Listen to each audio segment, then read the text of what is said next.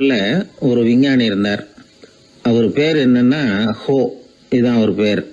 ஒரு ஊசியை கண்டுபிடிக்கணும், அதுக்காக அவர் ரொம்ப காலமா தலையை பிச்சுக்கிட்டு ஆராய்ச்சி பண்ணிட்டு இருந்தார். அது என்ன ஊசி தெரியுமா? இந்த தையல் மிஷின்ல இருக்குல்ல, அந்த ஊசி தான். அவருக்கு பிடிபடாம இருந்த விஷயம் என்னன்னா, அந்த ஊசியோட கூர்மையான பாகத்துல நூலை எப்படி கோக்கிறது, அது எப்படி சேர்க்கறது. அதுல மற்ற ஒரு பாகம் மிஷினுக்கு உள்ள போயிடுது. அதனால அந்த பாகத்துல சாதாரணமா மற்ற ஊசியில நாம செய்யறது மாதிரி நூலை கொண்டு போய் நுழைக்க முடியாது. அப்படியே நுழைச்சாலும் தைக்கிறது எப்படி, அது முடியாத காரியம். இதுதான் அவருக்கு இருந்த பிரச்சனை. ரொம்ப நாள் யோசனை பண்ணி பார்த்தார். தையல் மிஷின் ஊசியோட வடிவ அமைப்பு அவருக்கு புலப்படல. ராத்திரி பகலா அதே ஞாபகமா இருந்தார். ஒரு நாள் அவர் தூங்கிட்டு இருக்கிறார். அப்போ ஒரு கனவு வந்தது. எப்படின்னா, அந்த கனவுல அவரை ஒரு மலைஜாதி மக்கள் புடிச்சிட்டு போயிடுறாங்க. கொண்டுட்டு போய் ஒரு இடத்துல கட்டி போட்டுடுறாங்க. அந்த மலைஜாதி மக்களோட அரசன் ஒருத்தன் அவன் வர்றான். அவரை பார்த்து ஒரு உத்தரவு போடுறான். என்ன உத்தரவு தெரியுமா? பொழுது சாயறதுக்குள்ள நீ தையல் மிஷின் ஊசிய கண்டுபிடிக்கணும். அப்படி கண்டுபிடிக்கலன்னா உன் தலையை வெட்டி விடுவோம். இதுதான் அந்த அரசன் போட்ட கட்டளை. இவருக்கு என்ன பண்றதுன்னு ஒண்ணுமே புரியல. திருன்னு முழிக்கிறார். இந்த நேரத்துல அந்த மலைஜாதியினர் அவரை சுத்தி சுத்தி பயங்கரமா மூழ்கிக்கிட்டு டான்ஸ் ஆடுறாங்க. தன்னை சுத்தி சுத்தி ஆடிக்கிட்டு வர்றவங்களை ரொம்ப பயத்தோட அவர் பாக்குறார். நேரம் ஆவ ஆவ தன்னோட இறுதி நேரம் நெருங்கிறத உணர்றார். ரொம்ப நெருக்கடியான நிலைமை. தன்னை சுத்தி ஆடுறவங்களை கவனிக்கிறார். அவங்க கைகள்ல ஈட்டி மாதிரி ஏதோ ஒரு ஆயுதம் வச்சிருக்கிறாங்க. அந்த ஆயுதத்தை இவர் கண்ணுக்கு நேரா கொண்டுகிட்டு வராங்க.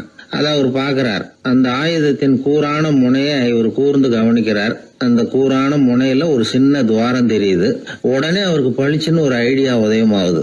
இதைத்தானே இவ்வளவு காலமும் நான் தேடிக்கிட்டு இருந்தேன். கூரான முனையில ஒரு சின்ன துவாரத்தை போட்டுட்டா அது மூலமா நூலை செலுத்தி மறுமுனைய மிஷின்ல வச்சுடலாமே.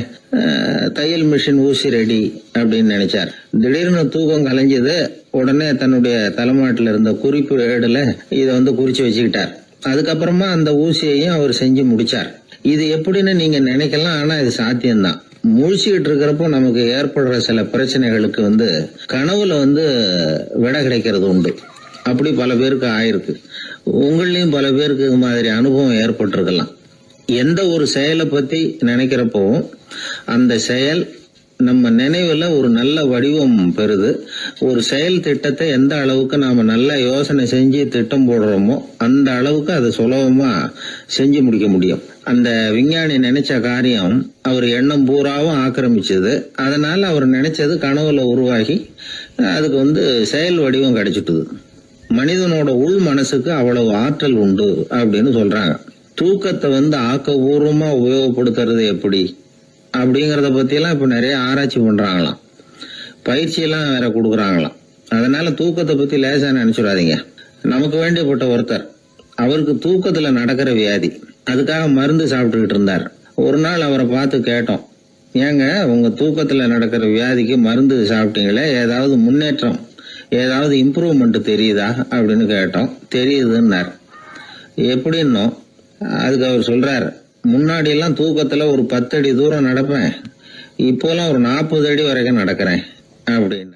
ஒருத்தர் இருந்தான், வாழ்க்கையில மகிழ்ச்சியா இருக்கணும்னு ஆசைப்பட்டான். அதுக்கு என்ன வழின்னு 4 பேருகிட்ட யோசனை கேட்டான்.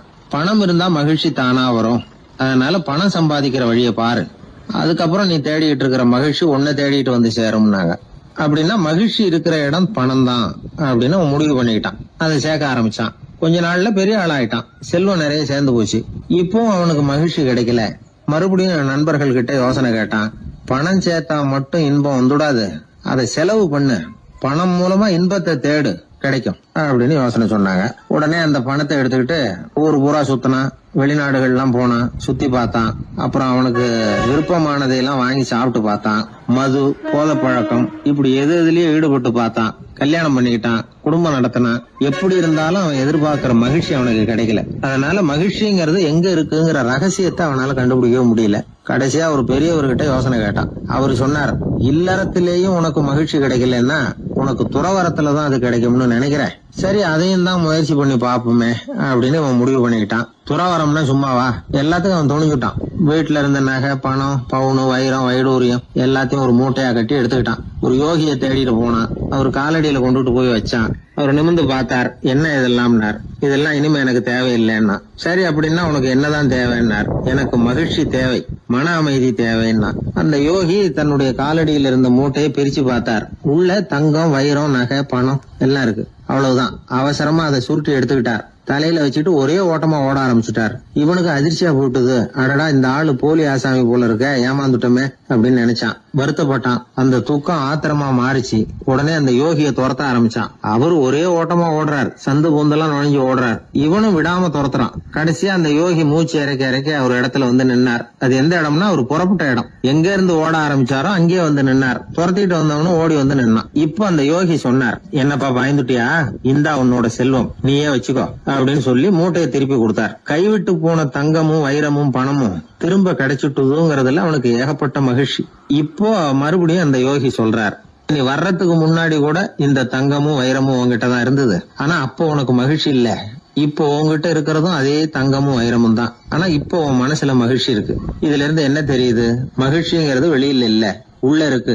அது நம்ம மனசுல இருக்கு. இதை நல்லா புரிஞ்சுக்கணும். தங்கத்தையும் வைரத்தையும் மூட்டை கட்டி தலையில வச்சுக்கிட்டு அலைஞ்சானே, அவன் மாதிரிதான் நம்மள பல பேருக்கும் மகிழ்ச்சி எங்க இருக்குங்கிற உண்மை புரியறது இல்ல. அதனாலதான் பல சமயங்கள்ல நாம மகிழ்ச்சிக்காக அடுத்தவங்களை சார்ந்து இருக்கிறோம். நமக்கு வேண்டியப்பட்ட ஒருத்தன் பணம், நகை எல்லாத்தையும் ஒரு மூட்டையா கட்டி எடுத்துக்கிட்டு ஒருத்தர் காலடியில வச்சான். இது எனக்கு தேவையில்லைன்னா. உனக்கு என்னதான் தேவைன்னார் அவர். எனக்கு மன அமைதி தேவைன்னா. உனக்கு மன அமைதி தேவைப்படுகிற அளவுக்கு இப்ப என்ன ஆயிட்டுதுன்னார் அவர். வேற ஒண்ணும் இல்ல, இந்த பணத்தையும் நகையையும் நான் யாரு வீட்டுல எடுத்தனோ அந்த வீட்டுக்காரங்க இப்ப என் பின்னாடி துரத்திட்டு வந்துட்டு இருக்கிறாங்க, அவ்வளவுதான் அப்படின்னு நானா. மகிழ்ச்சியை தேடுகிறவர்கள் இந்த உலகத்துல அதிகம். அது எங்க இருக்குன்னு புரிந்து கொண்டவர்கள் ரொம்ப குறைவு. எது உண்மையான மகிழ்ச்சி அப்படிங்கறத புரிஞ்சுக்கிட்டு அதுக்கு தகுந்த மாதிரி நம்முடைய வாழ்க்கையை அமைச்சுக்கணும். ஒரு குழந்தை அம்மா கிட்ட போச்சு, அம்மா என்ன தூக்கிக்கா. உடனே அந்த அம்மா அந்த குழந்தைய தூக்கி இடுப்புல வச்சுக்கிறாங்க. எந்த பக்கம் வச்சுக்கிறாங்க, இடது பக்கம். பொதுவா குழந்தைய தூக்குறவங்க யாரும் வலது பக்கம் இடுப்புல வச்சுக்கிறது இல்ல. விவரம் தெரியாத சில ஆம்பளைகளை அப்படி தூக்கி வச்சுக்கிட்டு அலையிறது உண்டு. ரொம்ப காலமாவே குழந்தைகளை இடுப்புல இடது பக்கமா வச்சிருக்கிற பழக்கம் தான் இருந்து வந்திருக்குது. இதுக்கு ஆய்வாளர்கள் என்ன காரணம் சொல்றாங்க தெரியுமா? அப்படி இருந்தாதான் குழந்தை சொல்றத, குழந்தை நினைக்கிறத தாயினால நல்லா உணர முடியுதாம். இடது பகுதி ஆட்சி பண்றது, குறிப்பா காதின் தலைமையாக இருக்கிறது வலது பக்கம் தான். அதனால தாய் குழந்தைக்கு பதில் சொல்லவோ, அது என்ன கேக்குதுங்கிறத சீக்கிரமா புரிஞ்சுக்கிட்டு நடந்துக்கவோ அதுதான் சௌரியம் அப்படின்னு ஆய்வாளர்கள் இதுக்கு காரணம் சொல்றாங்க. இதனால என்ன ஆகுதான், தாய்க்கும் குழந்தைக்கும் நெருக்கம் அதிகமாகுதான், குழந்தைக்கும் பாதுகாப்பு அதிகமா. அது மட்டும் இல்ல, ஒரு தாய் தன்னுடைய குழந்தைய இடுப்புல சுமக்கிறதுனால அவள் நினைக்கிறத, அவளோட இதய துடிப்ப குழந்தை உணர்தான். 9 மாதத்துக்கு அதிகமா இருந்த இடம் இல்லையா, அதனால அவளை பத்தி நல்லா அறிந்து கொள்ளுகிற வாய்ப்பும் குழந்தைக்கு கிடைக்குது. நம்ம முன்னோர்கள் ரொம்ப காலத்துக்கு முன்னாடியே வலது கையை பார்க்க ஆரம்பிச்சிட்டாங்களாம். அவங்க பயன்படுத்திய கல் ஆயுதங்கள்லாம் வலது பக்கமா தான் தீட்டப்பட்டிருக்குது. அதுல இருந்து நமக்கு என்ன தெரியுதுன்னா, வலது கையை தான் உபயோகப்படுத்தி இருக்கிறாங்கிறது தெரியுது. இப்படி எல்லாம் இருந்தா கூட இன்னைக்கு நம்மள 10ல் ஒருத்தருக்கு ஒரு பழக்கம் உண்டு, அது இடது கை பழக்கம். ஆனாலும் 2 கைகளும் ஒற்றுமையா இருக்கிறதுக்கு தான் ரொம்பவும் முயற்சி பண்ணுதான். இப்போ வலது கை பழக்கம் உள்ளவங்க பேசுறதுக்கு, எழுதுறதுக்கு, செயல்படுத்துற தலைமையகம் தலையின் பின்புறம் பிடரியில் இருக்குது. இடது கை பழக்கம் உள்ளவங்களுக்கு மூளையில 2 பக்கங்கள்லயும் தலைமையகம் இருக்குது. இது விஞ்ஞானிகள் சொல்றது. எத்தனையோ மேதைகள் இடது கை பழக்கம் உள்ளவங்களா இருந்திருக்கிறாங்க. அமெரிக்க மேதை பெஞ்சமின் பிராங்கிலின், இத்தாலிய ஓவியர் லியோனார்டோ டாவின்சி, இப்படி நிறைய பேர் இருந்திருக்கிறாங்க, இப்பவும் இருக்கிறாங்க. காலங்காலமா இயல்பாவே இடது கை பழக்கம் இருந்து வந்திருக்குது. அப்படி இருக்கிறப்போ வலது கை எப்போ இடது கைய வென்றது, ஜெயிச்சது அப்படிங்கிற விவரம் இன்னமும் யாருக்குமே புரியல. ஆய்வாளர்களுக்கும் புரியல. அவங்களும் யோசிச்சுக்கிட்டு இருக்கிறாங்க. உலகம் இடது பக்கமா தான் சுத்துது. வானத்துல இருக்கிற வெள்ளி வீதி, அப்புறம் அணுவுல இருக்கிற துணுக்குகள், உடம்புல இருக்கிற அமினோ அமிலம், இப்படி எல்லாமே இடதுபுறமா தான் இயங்கிட்டு இருக்குது. இவ்வளவு செய்திகள் இடது கைக்கு ஆதரவா இருக்கிறப்போ அது எப்படி வலது கை கிட்ட ஏமாந்தது அப்படிங்கிற ரகசியம் இன்னமும் யாருக்கும் தெரியலையா. இது சம்பந்தமா ஆராய்ச்சி பண்றவங்களுக்கு இது இன்னமும் ஒரு பிரச்சனையா தான் இருக்குதான். இப்படி இடது கை ஒதுங்கிட்டதுனால இப்பெல்லாம் வலது கைக்கு தான் மரியாதை அதிகமா போச்சு. ஒரு ஆசாமி இடது கையில கட்டு போட்டுட்டு வந்தானா, கையில என்னப்பா கட்டுன்னு விசாரிச்சிருக்கிறார் ஒருத்தர். ஒரு இயந்திரத்தை பிரிச்சு ரிப்பேர் பாத்துக்கிட்டு இருந்தேன், மறுபடியும் அதை ஓட விட்டு பாக்குறப்போ இடது கை விரல் மாட்டிக்கிட்டுது, அதுதான் கட்டு அப்படின்றான். நல்ல வேளை வலது கை மாட்டியிருந்தா உன்னால சாப்பிட கூட கஷ்டமா போயிருக்குமேன்னார் அவர். இதுக்கு அவன் சொன்னானா, முதல்ல வலது கை தாங்க மாட்டிக்க இருந்தது, நான் தான் உடனே புத்திசாலித்தனமா அதை இழுத்துக்கிட்டு இடது கையை கொடுத்தேன் அப்படின்றான். இவன் எப்பேற்பட்ட புத்திசாலி பாருங்க. இந்த வலது கை இடது கைங்கிறத பத்தி அறிவியல் ஆராய்ச்சி ஒரு பக்கம் இருந்தாலும் கை சுத்தமா இருக்கணும், இது வாழ்க்கைக்கு முக்கியம். உண்மை, உழைப்பு, நேர்மை இதெல்லாம் இருந்தாதான் வாழ்க்கையில முன்னேற முடியும். அதனால இந்த இடது கை பழக்கம் வலது கை பழக்கம் எது எப்படி இருந்தாலும் அது ஒருத்தருடைய புத்திசாலித்தனத்தை பாதிக்கிறது இல்ல. அதனால வாழ்க்கையில முன்னேறதுக்கு இது ஒரு இடைஞ்சலா இருக்கிறது இல்ல. நாம நம்ம உடம்பையும் புரிஞ்சுக்குவோம், மனசையும் புரிஞ்சுக்குவோம். அப்படி புரிந்து கொண்டு வாழ்க்கையில முன்னேறுவோம். நாம யாரு, நம்ம தகுதி என்ன அப்படிங்கிற நினைப்பு எப்பவும் நமக்கு இருக்கணும். தகுதிக்கு மீறிய நினைப்பு தான் பல சமயங்களில் நம்மளை சிக்கலில் கொண்டு போய் விட்டுடுது. ஒரு பூனை இருந்துதான், அது தன்னை ஒரு பூனைன்னு தானே நினைக்கணும், அப்படி நினைக்கல. தன்னை ஒரு புலின்னு நினச்சிக்கிட்டு இருந்தது. தன்னை பற்றின தகுதிக்கு மீறிய நினைப்போடு அந்த பூனை அப்படியே நடந்து போய்கிட்டு இருந்ததுதான். அப்போது வழியில் ஒரு பெரிய யானை அது அமைதியாக நின்றுக்கிட்டு இருந்தது. இந்த யானை ரொம்ப பொறுமையாக நின்றுக்கிட்டு இருக்கிறது இந்த பூனைக்கு ஒரு மாதிரியாக தெரிஞ்சிருக்கு. ஏன்னா பொறுமையாக ஒருத்தர் இருந்தால் அவங்ககிட்ட போய் ஏதாவது வாலாட்டி பார்க்கலாம்னு ஒரு ஆசை வருது இல்லை. அது மாதிரி பொறுமையாக நின்றுக்கிட்டு இருக்கிறது பூனைக்கு அதுக்கிட்ட போய் கொஞ்சம் வாலாட்டி பார்க்கலாமே அப்படின்னு ஒரு ஆசை. உலக இயல்பு தானே அது. இந்த பூனை ரொம்ப நல்ல புள்ள மாதிரி அந்த யானை இருக்கிற பக்கமாக போகுது. அந்த யானையை சுற்றி சுற்றி வருது, உத்து பார்க்குது, வாய் துருதுருக்குது, வம்பு வளர்க்க ஆரம்பிக்குது. அந்த யானைகிட்ட போய் என்ன கேட்குது தெரியுமா, எல்லாருக்கும் ஒரு பக்கம்தான் வால் இருக்கும், ஆனால் உனக்கு என்ன இப்படி ரெண்டு பக்கமும் வால் இருக்கிறது மாதிரி இருக்கே அப்படிங்குது. இது வேண்டாத வேலை தானே. இருந்தாலும் அந்த யானை பொறுமையாக பதில் சொல்லுது, அப்படி இல்லை, பின்னாடி இருக்கிறது தான் வால், முன்னாடி இருக்கிறது தும்பிக்கை அப்படிங்குது. அதோடு விட்டுற வேண்டியது தானே, விடலை இந்த பூனை. அது சரி, தும்பிக்கை ஏன் அப்படி உருண்டையாக பெரிய தூணு மாதிரி இருக்குது, அது என்னத்துக்கு அப்படிங்குது. இதுக்கும் அந்த யானை பொறுமையாக பதில் சொல்லுது, ஓ அதை கேட்குறியா, ஊற்றில் தண்ணி இருக்கும்ல, அதை உறிஞ்சி குடிக்கிறதுக்காக அப்படி இருக்குது அது அப்படின்னுது. சரி, எல்லாருக்கும் பல்லு வாய்க்குள்ளே தானே இருக்கும், உனக்கு என்ன வெளியிலே இருக்குது, அதுவும் இல்லாமல் இவ்வளவு பெருசாக இவ்வளவு நீளமாக இருக்குது அப்படின்னு கேட்குது பூனை.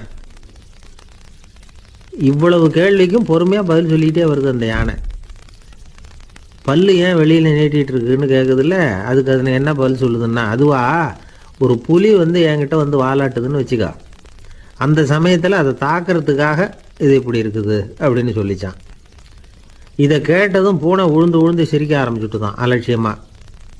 ஏன் சிரிக்கிறேன்னு கேட்டிருக்கு. என்னமோ பாயறது மாதிரி பேசுறிய, மலை எங்கேயாவது பாயறது உண்டா, நீ கருப்பாக பெருசாக இருக்கிற மலை மாதிரி இருக்கிற, உன்னால் எப்படி பாய முடியும், அது முடியாத காரியம் அப்படின்னு சொல்லிவிட்டு மறுபடியும் சிரிக்குது அந்த பூனை. என் உடம்பை பார்த்துட்டு தானே மலைன்னு சொல்கிற, நான் பாய வேண்டிய அவசியம் இல்லை, என்னுடைய எதிரியை பாய வச்சுருவேன் அப்படின்ட்டு. எப்படி பாய வைப்பேன்னு கேட்டதான் பூனை. இந்த ஒன்றை பாய வைக்கிறேன் பார் அப்படின்னு சொல்லி அந்த பூனையை அப்படியே தும்பிக்கையால் லேசாக தூக்கி வேகமாக விட்டெறிஞ்சுதான். எங்கேயோ போய் தூரத்தில் பொத்துன்னு விழுந்தது அந்த பூனை. அப்பாடான்னு இடுப்பை பிடிச்சிக்கிட்டே எழுந்திரிச்சு நின்று பார்க்குது. தூரத்தில் அந்த யானை இன்னமும் பொறுமையாக ஆனால் கம்பீரமாக நின்றுக்கிட்டு இருக்குது. இப்போ தான் அந்த பூனைக்கு ஞானோதயம் பிறக்குதான். யானை பாய வேண்டிய அவசியம் இல்லை, அதுக்கு நீளமாக தும்பிக்கை இருக்குது அப்படிங்கிறத அது புரிஞ்சுக்கிட்டு தான். வலியாரிடம் வாயாடக்கூடாது அப்படிங்கிற பாடத்தை இந்த பூனை கற்றுக்கிட்டது. இந்த காட்சி பாவேந்தர் பாரதிதாசன் கைவண்ணத்தில் ஒரு கவிதையாக உருவெடுத்து வருது. பாவேந்தர் எழுதின கவிதை என்ன தெரியுமா, இரண்டு பக்கமும் வாலா என்றது பூனை, எதிரிலே தும்பிக்கை என்றது யானை, உருண்ட துதிக்க ஏனோ என்றது பூனை, ஊற்று நீரை உறிஞ்ச என்றது யானை, திரண்டு நீண்ட பல் ஏன் என்றது பூனை, சீரும் புலியை தாக்க என்றது யானை, இருண்ட மலை பாயாதென்றது பூனை, எடுத்தெறிந்தது பூனையை போய் யானை. இந்த கவிதையில் ஒரு பாடமும் இருக்குது, படமும் இருக்குது. அதாவது இதை படிக்கவும் முடியுது, பார்க்கவும் முடியுது. வலியார்கிட்ட வாயாடக்கூடாதுங்கிற சின்ன பிள்ளைங்க மட்டும் இல்லை, பெரியவங்களுக்கும் தேவையான கருத்தை இதிலேருந்து நாம் புரிஞ்சிக்க முடியுது. ஒருத்தன் அப்படி தான் ஆத்தங்கரையில் பொறுமையாக உட்காந்துக்கிட்டு இருந்த இன்னொருத்தனை போய் தலையில் கூட்டினான். அவன் பார்த்தான். உடனே ₹1 எடுத்து இவன் கையில் கொடுத்தான். இவனுக்கு ஒன்றும் புரியல. அவன் சொன்னான், இந்த ஊரில் இப்படி ஒரு வழக்கம், யாரை கூட்டினாலும் ஒரு கூட்டுக்கு ₹1 வீதமாக கொடுத்துட்றது பழக்கம் அப்படின்னு பொறுமையாக சொல்லியிருக்கிறான். இவனுக்கு ரொம்ப ஆசை உண்டாயிட்டுது. உடனே ஊருக்குள்ளே ஓடினான். கொஞ்ச நேரம் கழித்து திரும்பி ஓடி வந்தான். அந்த முதல் ஆசாமியை மறுபடியும் பார்த்தான். உங்கள் பேச்சை கேட்டுவிட்டு ஊருக்குள்ளே போய் ஒரு பெரிய ஆசாமியை பார்த்து அவன் தலையில் 10 குட்டு கூட்டினேன். ஆனால் அவன் உடனே என்கிட்ட இருந்ததை எடுத்து என் கையிலேயே கொடுத்துட்டான் அப்படின்னா. என்னத்தை பணத்தையான்னு கேட்டிருக்கிறான். இல்லை பல்லு அப்படின்னு சொல்லி கையில் காட்டினான். எல்லாமே நாற்காலிக்கு ஆசைப்படாதவர்கள் அப்படின்னு சொல்லிட முடியாது. ஏன்னா நிறைய பேர் நாற்காலிக்கு ஆசைப்படுறவங்கள நாம் பார்க்குறோம். உட்கார்றதுக்கு ஒரு நாற்காலி கிடைச்சிடாதா, அதோட ஒரு கால் உடஞ்சி முக்காலியாக இருந்தாலும் பரவாயில்ல, ஒரு மாதிரியாக அனுசரித்து உட்காந்துக்கலாம் அப்படின்னு அலையிறவங்க எத்தனை பேர். இந்த காலத்தில் மட்டும்தான் அப்படின்னு இல்லை, அந்த காலத்துலேயும் இதே மாதிரி ஆசைகள் சபலங்கள் இருந்திருக்கும் போல இருக்குது. பரமசிவன் வசிஷ்டருக்கு ஒரு விசேஷமான ஆசனத்தை கொடுத்துருந்தாராம். சரி, அப்படி என்ன அதில் விசேஷம்னா, வசிஷ்டர் ஒரு குறிப்பிட்ட இடத்துக்கு போகணும்னு நினச்சி புறப்படுறாருன்னு வச்சுக்கோங்க. அவருக்கு முன்னாடியே இந்த ஆசனம் புறப்பட்டுரும். போய் ஒரு வசதியான இடமா பார்த்து இருந்துக்கும். வசிஷ்டர் போவார். அங்கே போனதும் எங்கே உட்காரலாம்ங்கிற இட பிரச்சனையெல்லாம் அவருக்கு ஏற்படுறதில்ல. அதுதான் இவருடைய இருக்கை அங்கே முன்னாடியே போய் காத்துக்கிட்டு இருக்குதே. நேராக போவார், அதில் உட்காந்துக்குவார். மற்ற முனிவர்கள்லாம் இதை பார்த்தாங்க. அவங்களுக்கு பொறாமையாக இருந்து தான் எல்லாரும் ஒரு இடத்துல கூடி இதை பற்றி பேசியிருக்கிறாங்க. என்ன இது, நாமளும் அவரை மாதிரி தானே இருக்கிறோம், இருந்தாலும் நமக்கும் அது மாதிரி ஒரு ஆசனம் கிடைக்கலையே அப்படின்னு யோசனை பண்ணியிருக்காங்க. சரி, நேராக பரமசிவன்கிட்டயே போவோம், இதை பற்றி கேட்போம் அப்படின்னு நினச்சிக்கிட்டு போனாங்களாம். பரமசிவனை பார்த்துருக்குறாங்க. ஐயா, நாங்களும் முனிவர்கள் தானே, வசிஷ்டர் பண்ணுறது மாதிரி நாங்களும் உங்களை குறித்து கடும் தவம் பண்ணிக்கிட்டு தானே இருக்கிறோம். அப்படி இருக்கும் பொழுது அவருக்கு மட்டும் ஏன் இந்த விசேஷ சலுகை அப்படின்னு கேட்டிருக்காங்க. அதுக்கு பரமசிவன் சொன்னாராம், முனிவர்களே, உங்கள் கேள்விக்கு நான் பதில் சொல்கிறேன், ஆனால் அதுக்கு முன்னாடி நீங்கள் ஒரு காரியம் பண்ணணும்னாராம். என்ன செய்யணும் சொல்லுங்கன்னு இருக்காங்க. நீங்கள் ஒவ்வொருத்தரும் தனித்தனியாக போய் உங்களை விட உயர்ந்த ஒருத்தரை தேடி கண்டுபிடிச்சி அவருக்கு அதிதி பூஜை பண்ணி அவரை ஒரு மண்டலத்துக்குள்ளே என்கிட்ட அழைச்சிட்டு வந்துருங்க அப்படின்னாராம். சரின்னு எல்லாரும் புறப்பட்டுருக்காங்க. அவங்க போனதுக்கப்புறம் நந்தி தேவனை அழைச்சி வசிஷ்டரை கூப்பிட்டுக்கிட்டு வர சொன்னாராம்.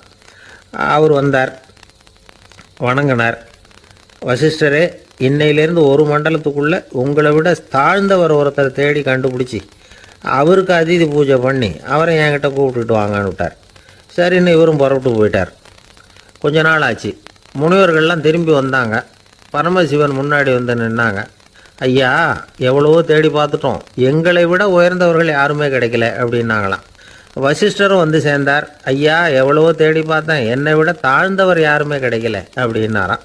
அவரே தொடர்ந்து சொன்னார், என்னுடைய மனைவி எனக்கு அடங்கினவ தானே, அவளுக்காவது அதிதி பூஜை பண்ணி அழைச்சிட்டு வந்துடலாமான்னு யோசித்து பார்த்தேன். என்னோட மனசு அதுக்கும் இடம் கொடுக்கல. ஏன்னா அவளோட விரதத்துக்கு முன்னாடி நாம் ஏமாத்திரம் அப்படின்னு யோசித்து பார்த்தேன். அதனால் அந்த எண்ணத்தையும் கைவிட்டுட்டேன் அப்படின்னு ரொம்ப வருத்தத்தோடு சொன்னாராம். இதை கேட்ட உடனே மற்ற முனிவர்களுக்கு வெக்கமாக போச்சு. இந்த உலகத்தில் நம்மளை விட மேலானவங்க யாருமே இல்லைன்னு நாம் நினச்சோம். வசிஷ்டரோ தன்னை விட தாழ்வானவங்க யாருமே இல்லைன்னு நினைக்கிறார். பரமசிவன் ஏன் அந்த ஆசனத்தை அவருக்கு மட்டும் கொடுத்தார் அப்படிங்கிற கேள்விக்கான பதில் அவங்களுக்கு கிடச்சிட்டு தான். இந்த காலத்தில் நாம் எப்படி நினைக்கிறோம்னா, எல்லாரும் நம்மளை விட மட்டமானவங்கன்னு நினைக்கிறோம். அதனால் நாம் மட்டும் நாற்காலியில் உட்காந்தா போதும் அப்படின்னு நினைக்கிறோம். ஏமாந்து போனவங்க சந்தர்ப்பம் பார்த்து காலை வாரி விட்டுறாங்க, கீழே விழுந்து காலை உடச்சிக்கிறோம். அதுதான் இன்றைக்கி நடக்கிறது. ஒரு அம்மா தன்னோட வீட்டுக்காரரை ஒரு மனோதத்துவ டாக்டர்கிட்ட அழைச்சிட்டு போனாங்களாம். என்ன ப்ராப்ளம்னு கேட்டிருக்காரு டாக்டர்.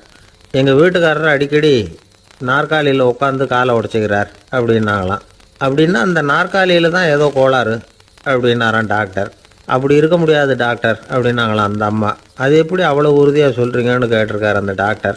எங்கள் வீட்டில் நாற்காலியே கிடையாது டாக்டர், இவர் இருக்கிறதா நினச்சிக்கிட்டு உட்கார்றார், அதுதான் ப்ராப்ளம். அப்பா, மின்சார பல்பு ஃபீஸாக போயிட்டுது, வேற ஒன்று வாங்கி மாட்டணும் அப்படின்னா பையன். சரி, போய் புதுசாக ஒன்று வாங்கிட்டு வாடா அப்படின்னு காசு கொடுத்தாரு அப்பா. இவன் ஓடி போய் வாங்கிட்டு வந்தான். அப்பா கிட்ட கொடுத்தான். அவர் மாட்டினார். அதுக்கப்புறம் அவரை பார்த்து ஒரு கேள்வி கேட்டான். ஏன்பா, இந்த பல்பு ஏன் உடைய மாட்டேங்குது அப்படின்னா. இது என்னடா கேள்வி, நாம கீழே போடல அதனால உடையலன்னார். அப்பாவோட புத்திசாலித்தனம் அவ்வளவுதான். ஆனா பையன் கேட்டது அந்த அர்த்தத்துல இல்ல. ஒரு மின்சார பல்பு குமிழின் கண்ணாடி இருக்குல்ல, அதோட கனம் எவ்வளவு இருக்கும்? ஒரு 1/2 மில்லிமீட்டர் அவ்வளவுதான் இருக்கும் அந்த கனம். அவ்வளவு மெலிசா இருக்கிற ஒரு கண்ணாடி குமிழ இந்த ஹோல்டர்ல மாற்றம் நம்ம விரலால அழுத்தி புடிச்சு திருக வேண்டியிருக்கு அந்த சமயத்துல. அப்படி செய்யறப்ப அது உடையறது இல்ல. நம்ம விரலோட அழுத்தத்தை தாங்கி நிற்கிற அளவுக்கு அதுக்கு பலம் எங்க இருந்து வந்தது? இதுதான் பையன் கேட்ட கேள்வியோட அர்த்தம். இந்த காலத்து பிள்ளைங்களுக்கு விஞ்ஞான அறிவு அதிகம், அதனால இப்படி எல்லாம் கேள்வி கேட்பாங்க. அப்பாவுக்கு தெரியுதா இல்லையான்னு சோதிக்கிறதுக்காக கூட இப்படி கேட்பாங்க. இந்த மாதிரி சோதனைக்கெல்லாம் இந்த காலத்து அப்பாக்கள் தயாரா இருக்கணும். இல்லன்னா பையன் அலட்சியமா நினைச்சிருவான். மின்சார பல்பு கண்ணாடி மெலிசா இருந்தாலும் நாம அழுத்தி பிடிக்கிறப்போ அது உடையாம இருக்கிறதுக்கு காரணம் நாம இயற்கையோட ஒரு தத்துவத்தை அதுல பயன்படுத்தி இருக்கிறோம். அது என்ன இயற்கையின் தத்துவம்? அதுதான் முட்டை ஓட்டு தத்துவம். இது இயற்கை உருவாக்குன ஒரு தத்துவம். ஆதி காலத்திலேயே இயற்கை இந்த தத்துவத்தை உருவாக்கி விட்டது. அதாவது பறவைகளோட முட்டை ஓடு எப்படி இருக்கு, அதோட கனம் எவ்வளவு இருக்கும்? மின்சார பல்பு மாதிரி தானே, ரொம்ப மெலிசா தான் இருக்கு. பறவைகள் இனவிருத்திக்காக முட்டை போடணும். அந்த முட்டை எப்படி இருக்கணும்? இயற்கை கொஞ்சம் யோசிச்சு பார்த்தது. முட்டை ஓடு ரொம்ப கனமா தடிமனா இருந்தா உள்ள வளர்ற குஞ்சு அதை உடைச்சிட்டு வெளியில வர முடியாம போயிடும். அதே நேரத்துல அது ரொம்ப மெலிசா இருந்தா தாய் பறவைகள் அது மேல உட்காந்து அடகாக்குறப்போ உடல் எடை தாங்க முடியாம முட்டைகள் உடைஞ்சு போயிடும். என்ன பண்றது? முட்டை பலமாவும் இருக்கணும், பலம் இல்லாமலும் இருக்கணும். குஞ்சு அதை உடைச்சுக்கிட்டு வெளியில வரணும். தாயால அது உடையக்கூடாது. ஒரே நேரத்துல உறுதியாவும் உறுதி இல்லாமலும் முட்டை ஓடு அமையணும்னா அது எப்படி சாத்தியம்? இது கொஞ்சம் குழப்பமாவும் நமக்கு புரியாத மாதிரி இருக்குது இல்ல. அதனாலதான் இதை தத்துவம் அப்படின்னு சொல்றோம். முட்டை ஓட்டு தத்துவம் இயற்கை கண்டுபிடிச்ச ஒரு அபூர்வமான அமைப்பு. அதுதான் முட்டை வடிவம். இது தாய் பறவை சுலபமா முட்டை போடுறதுக்கு ஏற்ற ஒரு வடிவம். முட்டை சதுர வடிவமா இருந்தா அதை போடுறதுக்கு எவ்வளவு கஷ்டம். அப்புறம் அது மேல செலுத்தப்படுகிற அழுத்தம் 4 பக்கமும் பரவி விடுது. அதனால அந்த அழுத்தத்துக்கு பலம் குறைஞ்சிருது. குறிப்பிட்ட சிறு பரப்புல அளவுக்கு அதிகமா விசை செலுத்தப்படுறது இல்ல. அதனால முட்டையோட வடிவம் தான் அந்த உறுதிக்கு காரணம். இது எப்பேற்பட்ட தத்துவம். இதுதான் மின்சார பல்பு செய்யறப்போ நாம காப்பி அடிச்சிருக்கிறோம். பொதுவா வகுப்புல காப்பி அடிச்சாதான் முட்டை போடுறது வழக்கம். நாம முட்டையே காப்பி அடிச்சிருக்கிறோமே, இது எப்பேற்பட்ட காப்பி. ஒரு ஆசிரியர் வகுப்புல பசங்களை பார்த்து ஒரு கேள்வி கேட்டாராம். கோழி முட்டை இடுமா, முட்டை போடுமா அப்படின்னு கேட்டாராம். ஒரு பையன் எந்திரிச்சு பதில் சொல்லியிருக்கிறான். கோழி முட்டை இடும், முட்டை போடாது அப்படின்னு சொல்லியிருக்கான். இவன் ஏன் போடாதுன்னு கேட்டாராம் ஆசிரியர். போட்டா உடஞ்சிரும் சார் அப்படின்னு பையன். ஒரு திருடன் ஒரு வீட்டுல போய் திருடணும்னு திட்டம் போட்டான். இருட்டுனதும் போய் திருடணும். ஆனா ராத்திரி ஆனா வாசல் கதவை சாத்தி உள்பக்கம் தாழ்பால் போட்டுருவாங்களே, என்ன பண்றது, எப்படி வீட்டுக்குள்ள போறது? இவன் யோசனை பண்ண ஒரு முடிவுக்கு வந்தான். சரி, பகல் நேரத்திலேயே யாருக்கும் தெரியாம அந்த வீட்டுக்குள்ள நுழைஞ்சிருவோம். அங்க போய் எங்கேயாவது ஒளிஞ்சுக்குவோம். இருட்டுற வரைக்கும் பேசாம இருப்போம். ராத்திரி எல்லாரும் தூங்கினதுக்கு அப்புறம் நைஸா போய் பீரோவை திறந்து இருக்கிறது பூரா எடுத்துக்கிட்டு ஓடியாந்துடலாம் அப்படின்னு திட்டம் போட்டான். அதே மாதிரி ஒரு நாள் மத்தியானத்துக்கு மேல அந்த வீட்டுக்காரன் எங்கேயோ வெளியில புறப்பட்டு போனான். வீட்டுக்கார அம்மா அடுப்பங்கரையில என்னவோ சமைச்சுக்கிட்டு இருந்தாங்க. திருடன் பார்த்தான். இதுதான் சமயம்னு அந்த வீட்டுக்குள்ள மெதுவா நுழைஞ்சிட்டான். எங்க ஒளியலாம்னு பார்த்தா வலது பக்கம் ஒரு ரூம் இருந்தது. அங்க போனான். அங்க ஒரு படுக்கை அறை, அங்க ஒரு பெரிய கட்டில் இருந்தது. அதுக்கு அடியில போய் பதுங்கிட்டான். இருட்டுனது நம்ம வேலையை ஆரம்பிக்கலாம், அது வரைக்கும் பொறுமையா இருக்கணும் அப்படின்னு சொல்லி பேசாம வாயை மூடிட்டு கம்முன்னு இருக்கிறான். ரொம்ப நேரம் கழிச்சு வெளியில போயிருந்த வீட்டுக்காரன் திரும்பி வந்தான். சாப்பிட்டான். லைட்டை நிறுத்தி விட்டு படுத்துட்டான். அந்த அம்மாவும் வேலையெல்லாம் முடிச்சுட்டு படுத்துட்டாங்க. நடு ராத்திரி. விடி விளக்கு லேசா எரிஞ்சுக்கிட்டு இருக்கு. வீட்டுக்காரன் லேசா கண்ணை முழிச்சான். கட்லுக்கு நேரா எதிரில ஒரு கண்ணாடி. அதுல பாக்குறான், கட்லுக்கு கீழே ஒரு திருடன் ஒளிஞ்சு இருக்கிறது தெரிஞ்சு போச்சு. உடனே அவன் திருடன் சத்தம் போடல, யோசனை பண்ணான். மேஜையில இருக்கிற கத்தி எடுத்து கையில வச்சுக்குவோமா அப்படின்னு யோசனை பண்ணான். இந்த சந்தர்ப்பத்துல கத்தியை உபயோகப்படுத்துறதை விட புத்தியை உபயோகப்படுத்துறது தான் சாமர்த்தியம் அப்படின்னு நினைச்சான். உடனே அது பிரகாரம் செயல்பட ஆரம்பிச்சிட்டான். என்ன பண்ணான் தெரியுமா? எதையும் வெளியில காட்டிக்காம ரொம்ப சர்வசாதாரணமா தன்னுடைய மனைவி கிட்ட பேச ஆரம்பிச்சான். மனைவியும் புத்திசாலி, அதனால அவங்களுக்கு தெரியும். அவங்களும் வீட்டுக்காரர் கேட்ட கேள்விக்கு பொருத்தமா பதில் சொல்ல ஆரம்பிச்சாங்க. இவன் கேட்டான், இந்த பாரு, நமக்கு குழந்தை பிறந்தா அதுக்கு கிருஷ்ணமூர்த்தின்னு தான் பேர் வைக்கணும் அப்படின்னா. அதெல்லாம் முடியாது. ஆம்பளை பிள்ளையா இருந்தா ஏகாம்பரம், பொம்பளை பிள்ளையா இருந்தா பங்கஜவல்லி, இதுதான் அவங்க மாமனார் மாமியார் பேர், அதான் வைக்கணும் அப்படின்னாங்க அந்த அம்மா. அதெல்லாம் முடியாது, நான் முடிவு பண்ணிவிட்டேன் கிருஷ்ணமூர்த்தின்னு கத்தனா அவன்.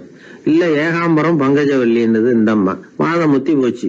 கிருஷ்ணமூர்த்தி கிருஷ்ணமூர்த்தி கிருஷ்ணமூர்த்தின்னா அவன், ஏகாம்பரம் பங்கஜவல்லி ஏகாம்பரம் பங்கஜவல்லின்னு இவங்க கத்துறாங்க. ஒரே சத்தமா போச்சு. இத கேட்டதும் பக்கத்து வீட்டுல இருந்தவங்க, எழுத்த வீட்டுல இருந்தவங்க எல்லாம் எழுந்திரிச்சு ஓடி வந்து இவங்க வீட்டு கதவை தட்ட ஆரம்பிச்சுட்டாங்க. தடன்னு இவன் சாவகாசமா எழுந்திரிச்சு போய் கதவை திறந்தான். என்னங்க இந்த ராத்திரி வேலையில எங்களை எல்லாம் ஏன் கூப்பிட்டீங்க, யாருக்கு என்னாச்சு அப்படின்னு கேட்டாங்க. கேட்டது யாருன்னா பக்கத்து வீட்டு கிருஷ்ணமூர்த்தி, எழுத்த வீட்டு ஏகாம்பரம் பங்கஜவல்லி எல்லாரும். அடடே உங்களை கூப்பிடலீங்க, குழந்தைக்கு பேர் வைக்கிறது சம்பந்தமா எங்களுக்குள்ள சண்டை வந்துட்டுது, அதுதான் விஷயம். வேணும்னா ஏதாவது கட்டிலுக்கு அடியில ஒளிஞ்சிட்டு இருக்கிறானே ஒருத்தன், அவனை கூட கேட்டு பாருங்க, அவன் தான் இதுக்கு சாட்சி அப்படிங்கிறான் அந்த ஆளு. உடனே எல்லாரும் விஷயத்த புரிஞ்சுக்கிட்டு திருடனை பிடிச்சி போலீஸ்ல ஒப்படைச்சிட்டாங்களாம். நெருக்கடியான நேரங்கள்ல பதறாம புத்திசாலித்தனமா செயல்படணுங்கிறத தெரிஞ்சுக்கிறதுக்காக இந்த கதை. புத்திசாலித்தனமா செயல்படுற ஒரு குடும்ப தலைவி இருக்காங்க. அவங்க என்ன செய்வாங்க தெரியுமா, எல்லாரும் ராத்திரியானா வீட்டை உள்பக்கமா பூட்டி தானே படுப்பாங்க. ஆனா அந்த அம்மா என்ன பண்ணுவாங்கன்னா வீட்டை வெளிப்பக்கமா ஒரு பூட்டு போட்டு பூட்டி விடுவாங்க. எழுத்த வீட்டுக்காரங்க கிட்ட சொல்லி தினமும் இப்படி பூட்டி விட சொல்றது பழக்கம். ஏங்க அப்படி செய்யறீங்க, திருடன் சுலபமா உள்ளே வந்துடக்கூடாதுங்கிறதுக்காகவா அப்படின்னு கேட்டாங்க. இல்லைங்க, சுலபமா வெளியில போயிடக்கூடாதுங்கிறதுக்காக அப்படின்னாங்க. என்னங்க சொல்றீங்க அப்படின்னு கேட்டாங்க. ஆமாங்க, இவருக்கு அந்த பழக்கம் உண்டு அப்படின்னு தன்னுடைய வீட்டுக்காரரை காட்டினாங்க. பக்கத்து வீடுகள் பத்திரமா இருக்கணுங்கிறதுக்காக தன்னுடைய வீட்டை பூட்டி வைக்கிறது ஒரு பெரிய விஷயம் தானே. மகாபாரத யுத்தம் முடிஞ்சது. தர்மர் சக்கரவர்த்தி ஆனார். பீஷ்மர் யுத்த பூமியில அம்பு படுக்கையில படுத்து கிடக்கிறார், உயிரை விட போறார். சூரியன் வடதிசை அடையிற உத்தராயண புண்ணிய காலத்தை எதிர்பார்த்து காத்துக்கிட்டு இருக்கிறார். அந்த சமயத்துல தர்மர் கண்ணங்கிட்ட அனுமதி வாங்கிட்டு பீஷ்மரை பாக்கிறதுக்காக குருக்ஷேத்திரத்துக்கு வர்றார். தம்பிமார்கள், திரௌபதி எல்லாரும் கூட வர்றாங்க. பீஷ்மரை பார்த்து எல்லாரும் வணங்குறாங்க. யுதிஷ்டர் பீஷ்மர்கிட்ட வர்ணம், ஆசிரமம், மக்கள் கடமை, அரசருடைய கடமை, இது மாதிரி விஷயங்களை பத்தி நிறைய கேள்விகள்லாம் கேட்கிறார். அவரு ஒவ்வொன்னா கேட்டுக்கிட்டு இருக்கிறாரு. பீஷ்மரும் அதுக்கு தகுந்த பதில் சொல்லிட்டு இருக்கிறார். இப்படி பீஷ்மர் யுதிஷ்டருக்கு தர்மோபதேசம் செஞ்சுக்கிட்டு இருக்கிறப்போ திரௌபதிக்கு சிரிப்பு வந்துட்டுதான். கழுக்குன்னு அந்த அம்மா சிரிச்சுட்டாங்க. அந்த சத்தத்தை கேட்ட பீஷ்மர் தர்மோபதேசத்தை பாதியில நிறுத்தினார். திரௌபதியை பார்த்தார். மகளே ஏம்மா சிரிச்சேன்னு கேட்டார். என்ன மன்னிச்சிருங்க பிதாமகரே, ஏதோ தெரியாம சிரிச்சுட்டேன்னாங்க அவங்க. குழந்தாய், உன்ன மாதிரியே உள்ள உத்தம பெண்கள் காரணம் இல்லாம பலர் முன்னிலையில இப்படி சிரிக்க மாட்டாங்க, வெக்கப்படாம விஷயத்த சொல்லுன்னாரு அவர். திரௌபதிக்கு கண் கலங்க ஆரம்பிச்சு. சுவாமி, நீங்க இப்போ இவ்வளவு தர்மோபதேசம் பண்ணிட்டு இருக்கிறீங்க, இத பாக்குறப்ப எனக்கு திடீர்னு ஒரு சந்தேகம் வந்துட்டுது. அதாவது இன்னைக்கு தர்மத்துக்கு இவ்வளவு சிறந்த விளக்கத்தை கொடுக்கிற இதே பிதாமகர் அன்னைக்கு கௌரவர் சபையில துச்சாதனன் என்ன மானபங்கப்படுத்த முயற்சி பண்ணினப்போ வாய் மூடி மௌனமா பாத்துக்கிட்டு சும்மா தானே இருந்தார்.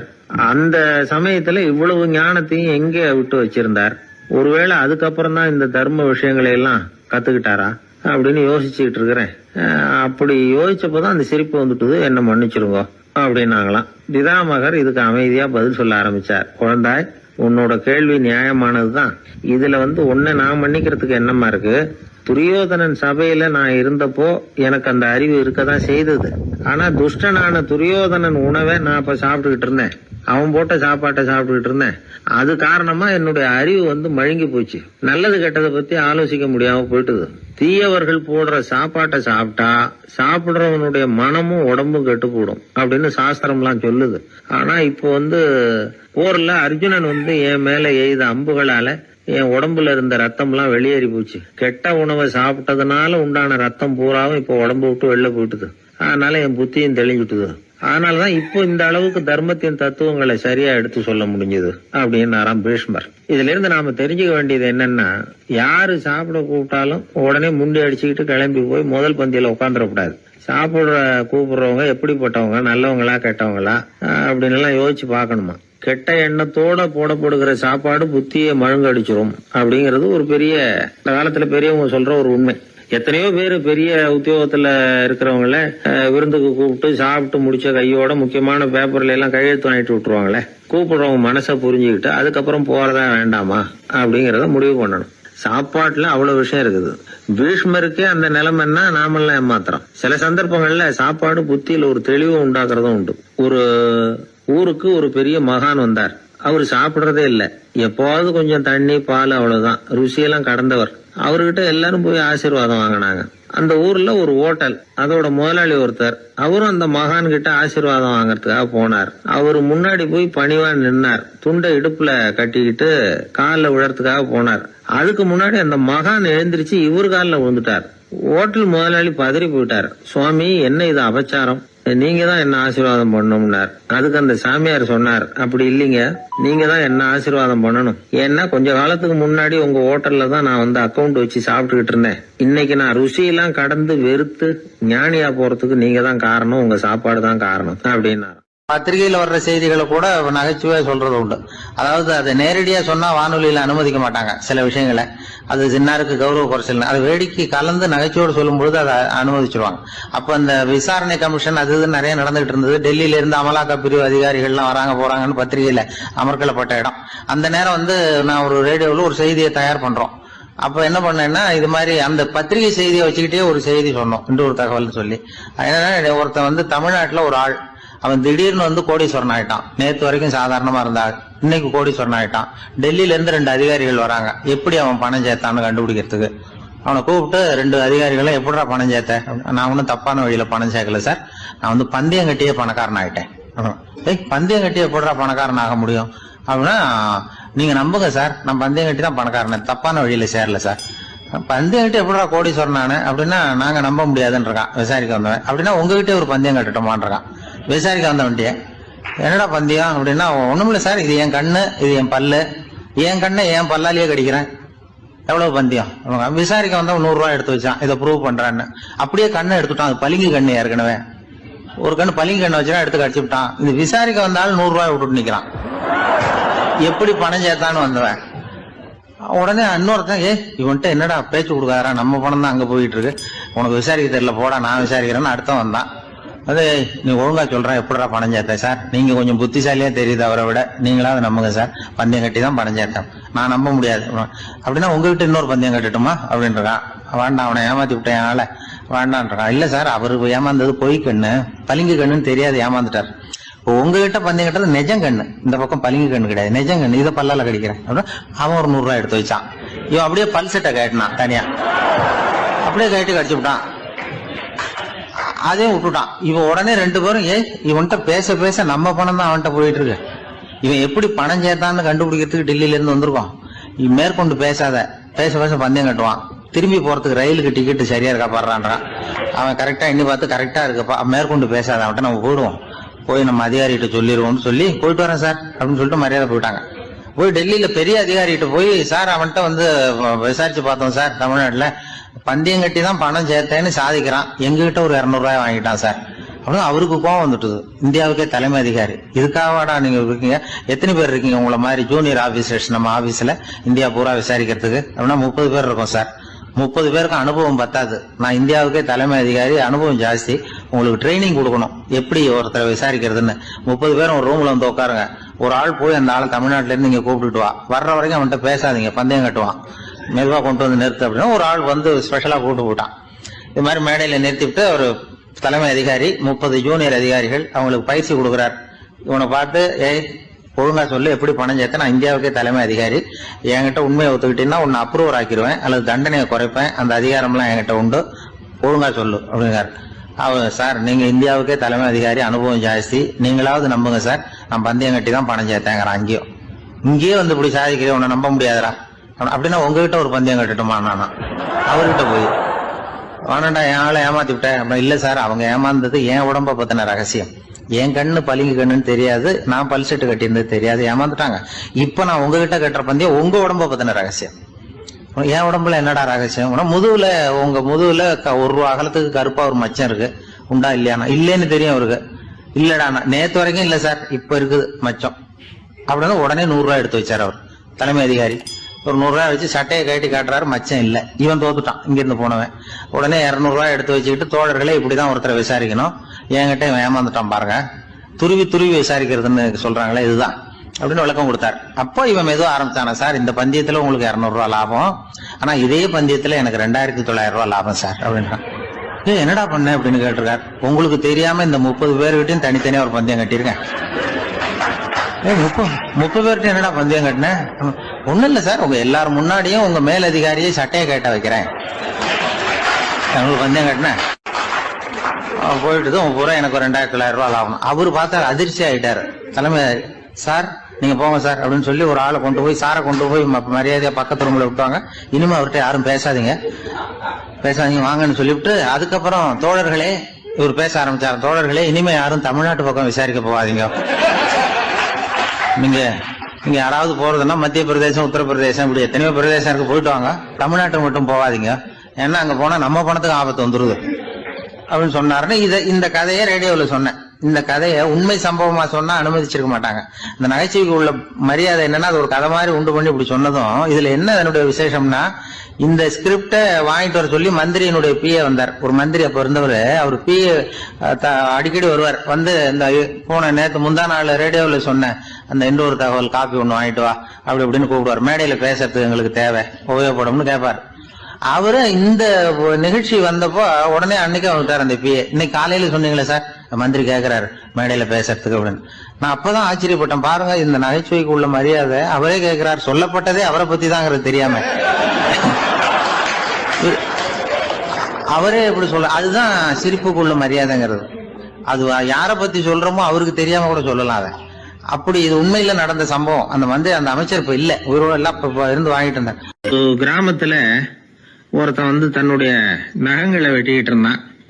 வெட்டி முடிச்சதும் ஒரு வயசானவர் அவனை பார்த்து, அதெல்லாம் அடுத்தவன் கண்ணில் படுறது மாதிரி போட்டுறாதப்பா, ஆபத்துன்னார். என்ன ஆபத்துன்னு கேட்டான் இவன். எவனாவது பில்லி சூனியம் வைக்கிறவன் எடுத்துட்டு போயிட போறான் அப்படின்னாரு அவர். வேண்டாத ஒருத்தனுக்கு ஏதாவது கெடுதல் பண்ணணும்னா உடனே மந்திரவாதியை தேடி போறது உண்டு. மந்திரவாதி என்ன பண்ணுவாருன்னா, யாருக்கு சூன்யம் வைக்கணுமோ அவனோட காலடி மண்ணு, முடி, நகம் இதையெல்லாம் அவனுக்கு தெரியாம எடுத்துட்டு வா அப்படிம்பார். இது மட்டும் இல்ல, அழுக்கு துணி, பேரு, மனித உருவம் மாதிரி செய்யப்பட்ட பொம்மை இதெல்லாம் கூட மந்திரவாதிகள் பயன்படுத்துறது உண்டு. இதெல்லாம் ஏமாத்து வேலை. மனிதனுடைய முடி, நகம் இதெல்லாம் வெட்ட வெட்ட வளருது இல்லையா, அதனால அதுக்குள்ள உயிர் இருக்கிறதாக ஆதி மனிதர்கள் நம்பி இருப்பாங்க. அதனால மனுஷங்கிட்ட இருந்து அதெல்லாம் பிரிக்கப்பட்ட பிறகும் கூட அதுகளுக்கும் அந்த மனுஷனுக்கும் தொடர்பு இருக்கிறதாக அவங்க நம்பினாங்க. அந்த நம்பிக்கை தொடர்ந்து அதோட விளைவாதான் இன்னைக்கு மந்திரவாதிகள் நகத்தையும் முடியையும் எடுக்கிறாங்க. அந்த நகத்துக்கும் முடிக்கும் ஒரு பாதிப்பு உண்டாக்குனா அது சம்பந்தப்பட்டவனுக்கு போய் சேரும் அப்படிங்கறது அவங்க நினைப்பு. அவ்வளவுதான் விஷயம். இது மாதிரி நம்பிக்கைகள் தான் இன்னைக்கு நகம், முடி இதையெல்லாம் மத்தவங்க கண்ணுல படும்படி போடக்கூடாது அப்படிங்கிற வழக்கத்தை உண்டாக்கி விட்டுது. ஒருத்தர் பேரு என்னன்னு கேட்டு தெரிஞ்சுட்டு போய் அந்த பேரை வச்சு அவனோட ராசி பலனை கணிச்சு அவனுக்கு ஏற்பட இருக்கிற கெட்ட நேரத்துல அவனுக்கு சூன்யம் வச்சா அது உடனே பலிக்கும் அப்படின்னு ஒரு நம்பிக்கை. அது மட்டும் இல்ல, சூன்ய தகட்டுல பேரை எழுதி புதைக்கிறதும் உண்டு. இதனாலதான் பெண்கள் கணவன் பேரை சொல்லாத பழக்கம் ஏற்பட்டுதான்.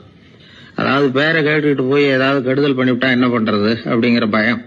அப்படி ஆரம்பிச்ச பழக்கம் தான் இன்னைக்கு ஏதோ மரியாதைக்காக கணவன் பேரை பிறர் முன்னிலையில சொல்றது இல்ல அப்படிங்கறது மாதிரி ஆயிட்டுது. மந்திரவாதிகள் நம்ம ஊர்ல மட்டும்தான் இருக்கிறாங்கன்னு நினைக்காதீங்க, உலகம் பூரா உண்டு. பிசி தீவில் வாழக்கூடிய மக்கள் என்ன செய்வாங்களாம் தெரியுமா?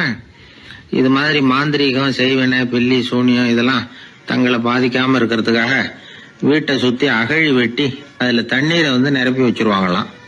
ஆஸ்திரேலியாவில் இருக்கக்கூடிய பழங்குடி மக்கள் கிட்ட ஒரு பழக்கம், ஏதாவது பழங்கள் சாப்பிட்டா அதோட விதைய தண்ணீர்லயோ அல்லது ஆத்துலயோ போட்டுருவாங்களாம். வெளியில போட்டுட்டா அதை எடுத்து செய்வினைக்கு பயன்படுத்திடுவாங்க அப்படிங்கிற பயம். இது மாதிரி உலகம் பூராவும் செய்வினையின் மூலம் அடுத்தவங்களுக்கு பாதிப்பை உண்டு பண்ண முடியும் அப்படிங்கிற நம்பிக்கை இருக்கத்தான் செய்யுது. பொதுவா எல்லா ஊர்லயுமே நகம், முடி, காலடி மண்ணு, மனித உருவ பொம்மை இததான் மந்திரவாதிகள் பயன்படுத்துறாங்களாம். இந்த பில்லி, சூனியம், செய்வினை இதுல இருக்கிற உண்மை என்ன தெரியுமா? நகமோ முடியோ எதையும் செய்யறது இல்ல, சம்பந்தப்பட்டவனுக்கு ஏற்படுற பயம் இருக்கு பாருங்க, அதுதான் பாதிக்கும். இது மனநிலையை பொறுத்த விஷயம், வேற விஞ்ஞான ரீதியான பாதிப்பு இதுல எதுவும் கிடையாது. நம்ம ஊர்ல ஏற்பட்ட பகுத்தறிவு சிந்தனைகள், மூட நம்பிக்கைகளை எவ்வளவோ குறைச்சிருக்குது. இருந்தாலும் ஏமாந்து போறவங்க இன்னும் இருந்துகிட்டு தான் இருக்கிறாங்க.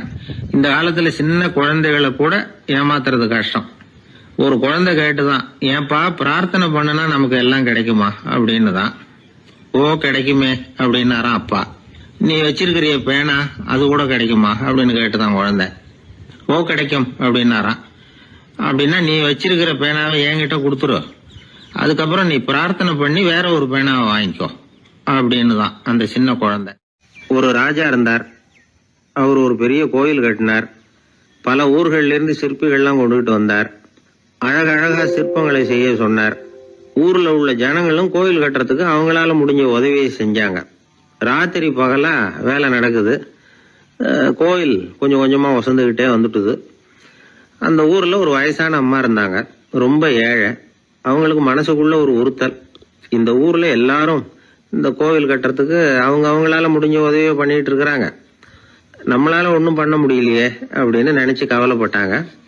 அவங்களுக்கு மனசு கேட்கல, ஏதாவது செய்யணும் நம்மளால முடிஞ்சது அப்படின்னு யோசனை பண்ணாங்க. நல்ல வெயில் நேரத்துல சிற்பிகள்லாம் ரொம்ப சிரமப்பட்டு சிலை வடிச்சுக்கிட்டு இருக்கிறாங்கல்ல, அவங்களுக்கு அந்த நேரம் தாகம் எடுக்குமே, அதனால சிரமப்பட்டு ஒரு குடத்துல தண்ணியை எடுத்துக்கிட்டு அதை இடுப்புல வச்சுக்கிட்டு மெதுவா கொண்டுகிட்டு அங்க போறது அப்படின்னு முடிவு பண்ணிட்டு அந்த அம்மா போச்சு. அங்க போய் வேலை செய்யறவங்களுக்கு தாகம் எடுக்கிற போலாம் ஒரு கோவலையில தண்ணியை எடுத்து கொடுத்துக்கிட்டு இருக்கிறது. இப்படியே பண்ண ஆரம்பிச்சுட்டு அந்த அம்மா. ஏதோ அந்த அம்மாவால முடிஞ்ச ஒரு சின்ன உதவி அது. இப்படி கொஞ்சம் கொஞ்சமா வேலை நடந்தது. கோபுரம் வசந்தது, எல்லா வேலையும் முடிஞ்சது. இனிமே கடைசியா கற்ப கிரகத்தின் மேல விமானம் அமைக்க வேண்டியதுதான் பாக்கி. அந்த வேலையும் ஆரம்பமாச்சு. அந்த சிற்பிகள்லயே அனுபவசாலியான ஒருத்தர் இந்த அம்மாவை தேடிட்டு வந்தார். பாட்டி, உங்ககிட்ட இருக்கிற ஏதாவது ஒரு பொருளை கொடுங்க, அந்த விமானத்துல வைக்கலாம் அப்படின்னு நாங்க நினைக்கிறோம் அப்படின்னார். இந்த அம்மாவுக்கு ஒன்றும் புரியல. ஏதாவது இருந்தாவில கொடுக்கலாம், எதுவும் இல்லையே, என்ன பண்றது யோசனை பண்ணாங்க. இத பாருப்பா, என்கிட்ட என்ன இருக்கு, இந்த வாசப்படியில கிடக்குது, இந்த கல்லு தான் இருக்குது, வேணும்னா இத எடுத்துட்டு போங்க அப்படின்னாங்க. உடனே அந்த கல்லை பேத்து எடுத்துட்டு போயிட்டாங்க அவங்க. அங்க போய் பார்த்தா என்ன ஆச்சரியம், அந்த விமானத்து உச்சியில கலசங்களை அமைக்கிறதுக்கான பிரம்ம எந்திரத்தை மூடுற கருங்கல் ஒண்ணு தேவையா இருந்தது. இவங்க எடுத்துட்டு போன கல்லு அதுக்கு ரொம்ப பொருத்தமா அமைஞ்சு போச்சு. ஏதோ அதுக்காகவே அளவெடுத்து செஞ்சது மாதிரி அமைஞ்சுட்டுது. அந்த கல்லையே அங்க அப்படியே பதிச்சுட்டாங்க. ஒரு வழியா கோவிலை கட்டி முடிச்சாங்க. அடுத்தது கும்பாபிஷேகம். அதுவும் ரொம்ப சிறப்பா கோலாகலமா நடந்து முடிஞ்சது. இவ்வளவையும் பார்த்த அந்த ராஜாவுக்கு மனசுக்குள்ள ரொம்ப பெருமையா இருந்தது. இவ்வளவு பெருசா இந்த கோவில் உருவாகிறதுக்கும் இவ்வளவு சிறப்பா இந்த விழா நடக்கிறதுக்கும் நாம தானே காரணம் அப்படின்னு மனசுக்குள்ள நினைச்சுக்கிட்டார். இப்படி நினைச்சுக்கிட்டே அன்னைக்கு ராத்திரி அரண்மனையில படுத்து தூங்கினார். உடனே ஒரு கனவு. ஆண்டவனே அந்த ராஜாவோட கனவுல வந்தார். ராஜா ஆண்டவனை வணங்கினார். இறைவா, உங்களுக்காக நான் கட்டி இருக்கிற கோவில் எப்படி இருக்குது, நல்லா இருக்குதா அப்படின்னு கேட்டார் ராஜா. அதுக்கு இறைவன் சொன்ன பதில் என்ன தெரியுமா, நீ கட்டின கோவில்ல அந்த கிழவியோட நிழல்ல நான் சுகமா இருக்கிறேன் அப்படின்னாராம். இப்படி சொல்லிவிட்டு கடவுள் மறைஞ்சுட்டார். கனவு கலைஞ்சது. ராஜா விசாரிச்சாரு, யார் அந்த கிழவி அப்படின்னு. எல்லாரும் விவரத்தை சொன்னாங்க. அப்பதான் ராஜா நினைச்சு பார்த்தார், இந்த கோவிலை நானே கட்டினதாக ரொம்ப பெருமைப்பட்டுக்கிட்டேன். ஆனா அந்த வயசான அம்மா வீட்டு வாசல்ல கிடந்த கல்லு அது இறைவனுக்கு சுகமான நிழல் கொடுக்கறதாக சொல்றாரு அப்படிங்கறத எண்ணி பார்த்தார். நான்கிற எண்ணம் நழுவி போயிட்டுதான். கோபுரம் எவ்வளவு பெருசுங்கிறது முக்கியம் இல்ல, குணம் எவ்வளவு பெருசுங்கிறது தான் முக்கியம். அந்த வயசான அம்மா நம்ம நாட்டுல வாழறது தான் நமக்கு உண்மையான பெருமை அப்படின்னு நினைச்சாராம் ராஜா. இந்த காலத்திலயும் ஒரு ஊர்ல ஒரு கோவில் கட்டினாங்க. எல்லா ஜனங்களும் அவங்களால முடிஞ்சதை செஞ்சாங்க. நம்மால் ஒருத்தன் அந்த திருப்பணி குழு தலைவரை போய் பார்த்தான். நான் ஏதாவது ஒத்துழைக்கணுமா ஐயா அப்படின்னு ரொம்ப பணிவா கேட்டான். திருப்பணி குழு தலைவர் சொன்னார், இத பாருப்பா, இந்த கோவில் கட்டி முடிக்கிற வரைக்கும் உன்னுடைய ஒத்துழைப்பு எதுவும் தேவையில்லை. கட்டி முடிச்சு கும்பாபிஷேகம் ஆனதுக்கு அப்புறம் தான் உன்னுடைய ஒத்துழைப்பு ரொம்ப அவசியம் அப்படின்னார். அதுக்கப்புறம் நான் என்ன செய்யணும் சொல்லுங்கன்னா, இவன் இந்த சாமி சிலையை நீ திருடிட்டு போகாம இருக்கணும், அவ்வளவுதான் அப்படின்னாராம் அவர். ஆங்கிலேய ஆட்சி இந்தியாவில் நடந்துகிட்டு இருந்த காலம். மூதறிஞர் ராஜாஜி சேலத்துல வழக்கறிஞரா தொழில் நடத்திக்கிட்டு இருக்கிறார். அவர் ஒரு சமயம் தன்கிட்ட வேலை செஞ்சுக்கிட்டு இருந்த பணியாளர் ஒருத்தரை கூப்பிட்டார். இத பாருப்பா, இந்த அஞ்சல் தலைய இந்த தபால் கவர்ல ஒட்டிட்டு வா அப்படின்னு சொன்னாராம். அந்த ஆள் உடனே அந்த கவரையும் ஸ்டாம்பையும் வாங்கிட்டு போனார். பசை தடவி ஸ்டாம்பை கவர்ல ஒட்டினார். திருப்பி கொண்டுகிட்டு ராஜாஜி கிட்ட கொடுத்தார். இவர் அதை வாங்கி பார்த்தார். உடனே சிரிக்க ஆரம்பிச்சிட்டாராம். அவரால் சிரிப்பை அடக்க முடியல. அந்த பணியாளரை பார்த்து, ஏன்பா, நாங்க எல்லாரும் எவ்வளவோ பாடுபட்டு முயற்சி பண்ணி போராடிட்டு வர்றோம், ஆனா எங்களால முடியல, எங்களால முடியாத அந்த காரியத்தை நீ ஒரு நிமிஷத்துல செஞ்சுட்டியே அப்படின்னு சொல்லிவிட்டு மறுபடியும் சிரிச்சாராம். பணியாளருக்கு உடனடியாக ஒன்றும் புரியல, என்னன்னு பார்த்தார். அப்புறம் ராஜாஜி சொன்னாராம், ஆமாப்பா, நீ ஒரு நிமிஷத்துல பிரிட்டிஷ் மன்னரை வந்து கவுத்துட்டியே அப்படின்னாராம். அப்புறம் தான் விவரம் புரிஞ்சிருக்குது. அந்த பணியாளர் மன்னர் உருவம் இருந்த அந்த தபால் தலைய அந்த கவர்ல தலைகீழா ஒட்டி வச்சிருக்கிறார். அதை பார்த்துட்டு தான் ராஜாஜி அப்படி சொன்னாராம். இந்த நகைச்சுவை உணர்வு அவருக்கு இயல்பாவே இருந்தது.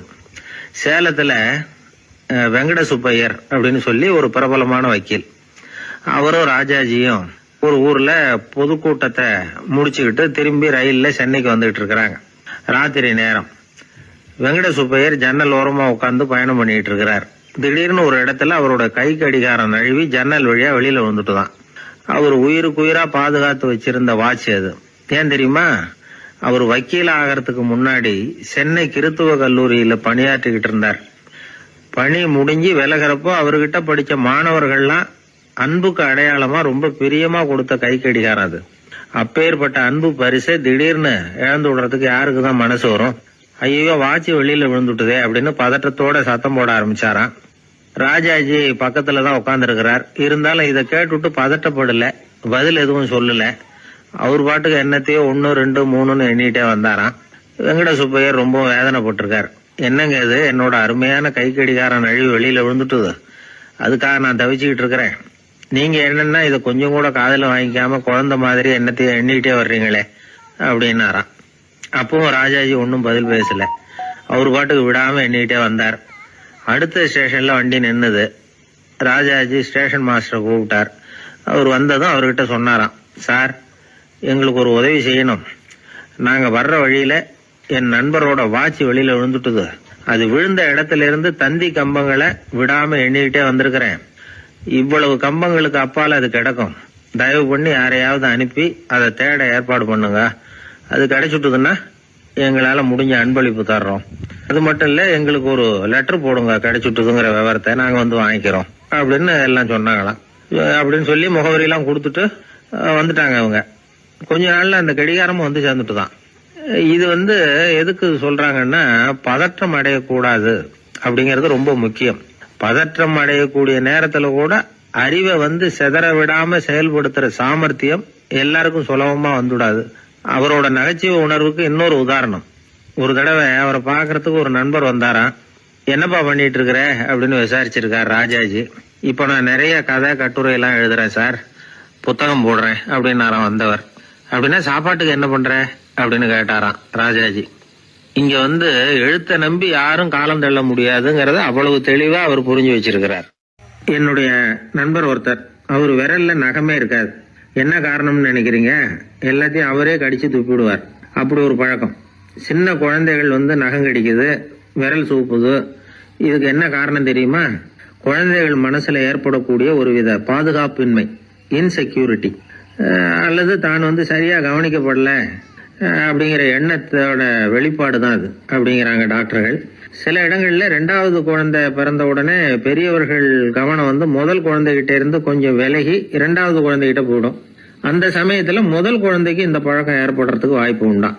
சில குடும்பங்கள்ல கணவன் மனைவி 2 பேருமே வேலைக்கு போறவங்களா இருப்பாங்க. குழந்தை ரொம்ப நேரத்துக்கு பெத்தவங்களை பிரிஞ்சு இருக்க வேண்டிய சூழ்நிலை இருக்கும். குழந்தை ஒரு பாதுகாப்பின்மையை உணர ஆரம்பிக்கும். இந்த பழக்கம் வந்துடும். அதனால ஒரு குழந்தைக்கு தான் ஒதுக்கப்படுறோம் அப்படிங்கிற நினைப்பு வராம பாத்துக்கணும். வளர்ந்த குழந்தைகளும் நகம் கடிக்கும். வயசானவங்க கிட்டையும் இந்த பழக்கம் இருக்கும். இது ஒரு மனச்சிதைவின் வெளிப்பாடு அப்படிங்கிறாங்க மனநல நிபுணர்கள். அம்மா அப்பா திட்டினாலும் சரி, அல்லது ஆசிரியர் திட்டினாலும் சரி, இந்த பழக்கம் வந்துடும். நாம தவறு பண்ணிட்டோம் அப்படிங்கிற நினைப்பு வர்ற சமயம் நகம் கடிக்க ஆரம்பிச்சிருவோம். ஏதோ ஒண்ணு அடையணும் அப்படின்னு நினைக்கிறோம், அதை அடைய முடியல. இப்படி ஒரு ஏக்கம் வர்ற சமயத்திலேயும் சில பேர் நகத்தை கடிக்க ஆரம்பிச்சிருவாங்க. ஒரு பெரிய அதிகாரி, தனியார் நிறுவனத்துல வேலை பார்க்கிறவரு, அவரு டென்ஷன் ஆயிட்டாருன்னா உடனே அறைக்கு அதை சாத்தி விடுவாங்களாம். அவரே சாத்திக்குவாராம். அப்படி சாத்திக்கிட்டு உள்ள எதையாவது வெறிச்சு பார்த்துக்கிட்டே நகத்தை கடிக்க ஆரம்பிச்சிருவாராம். இந்த பழக்கம் உலகம் பூரா உண்டு. நகம் கடிக்கிறவங்களை அந்த பழக்கத்திலிருந்து மீட்கிறதுக்கு என்ன வழி அப்படின்னு லண்டன்ல உள்ள அழகியல் நிபுணர்கள் யோசனை பண்ணி பார்த்திருக்கிறாங்க. சில ஆய்வுகள் பண்ணி பார்த்தாங்களாம். அவங்க என்ன பண்ணாங்க தெரியுமா? நகம் கடிக்கிற பழக்கம் உள்ளவங்களையெல்லாம் தேடி பிடிச்சாங்க. அவங்களையெல்லாம் 3 பிரிவா பிரிச்சுக்கிட்டாங்க. ஒரு பிரிவு கிட்ட என்ன சொன்னாங்கன்னா, உங்களுக்கு நகத்தை கடிக்கணுங்கிற நினைப்பு வர்றப்போவெல்லாம் டைரி எழுத ஆரம்பிச்சிருங்க அப்படின்னாங்களாம். இன்னொரு பிரிவு கிட்ட உங்களுக்கு அந்த நினைப்பு வர்றப்போவெல்லாம் உங்க நகத்துக்கு வண்ணம் பூச ஆரம்பிச்சிருங்க, அழகுபடுத்த ஆரம்பிச்சிருங்க, நெயில் பாலிஷ் போடுறாங்களே அது மாதிரி, அப்படி ஒரு யோசனை சொல்லியிருக்காங்க. மூணாவது குழுவினர்கிட்ட உங்களுக்கு நகத்தை கடிக்கணுங்கிற எண்ணம் வர்றப்போவெல்லாம் விரல்களை இறுக்கமா மூடி வச்சுக்கிட்டு வேற விஷயங்கள்ல கவனம் செலுத்துங்க அப்படின்னு சொன்னாங்களாம். இப்படி 3 வித முயற்சி பண்ணி பார்த்ததுல கடைசியா அவங்க என்ன கண்டுபிடிச்சாங்க தெரியுமா? 3வது குழு செஞ்சதுல நல்ல பலன் கிடைச்சதாம். அதாவது நகம் தெரியாதபடிக்கு விரலை இறுக மூடிக்கிட்டு வச்சுக்கிட்டோம்னா அந்த பழக்கம் மாறுதான். அப்படி இருந்தவங்க கிட்ட இந்த நகம் கடிக்கிற பழக்கம் மெதுவா குறைஞ்சு போச்சான்.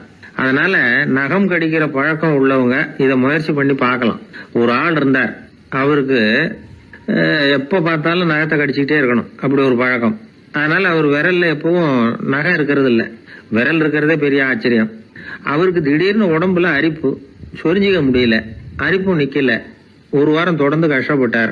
கடைசியா ஒரு டாக்டர் கிட்ட ஓடினார். அவர் எல்லாத்தையும் விவரமா கேட்டுக்கிட்டு கடைசியா கொஞ்சம் மாத்திரை கொடுத்து வேலைக்கு ஒண்ணு சாப்பிடு அப்படின்னாராம்.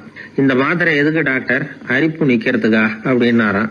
இல்ல நகம் வளர்றதுக்காக அப்படின்னாராம் இந்த டாக்டர். ஒரு கோவில்ல ஆன்மீக சொற்பொழிவு நடந்துகிட்டு இருக்குது. ஒரு பெரியவர் பேசிக்கிட்டு இருக்கார். கடவுளை பத்தியும் சொர்க்கத்தை பத்தியும் மனுஷனை பத்தியும் அவர் விவரமா பேசுறார். எல்லாரும் உட்கார்ந்து கேக்குறாங்க. அந்த கூட்டத்துல ஒரு தத்துவ ஞானியும் உட்கார்ந்து இருக்கிறார். அவரு அவருடைய நண்பர். பேசி முடிச்சதும் அந்த பெரியவர் மேடையை விட்டு இறங்கினார். நேரா அந்த தத்துவ ஞானி கிட்ட வந்தார். எப்படி இருந்தது என்னுடைய பேச்சு அப்படின்னு கேட்டார்.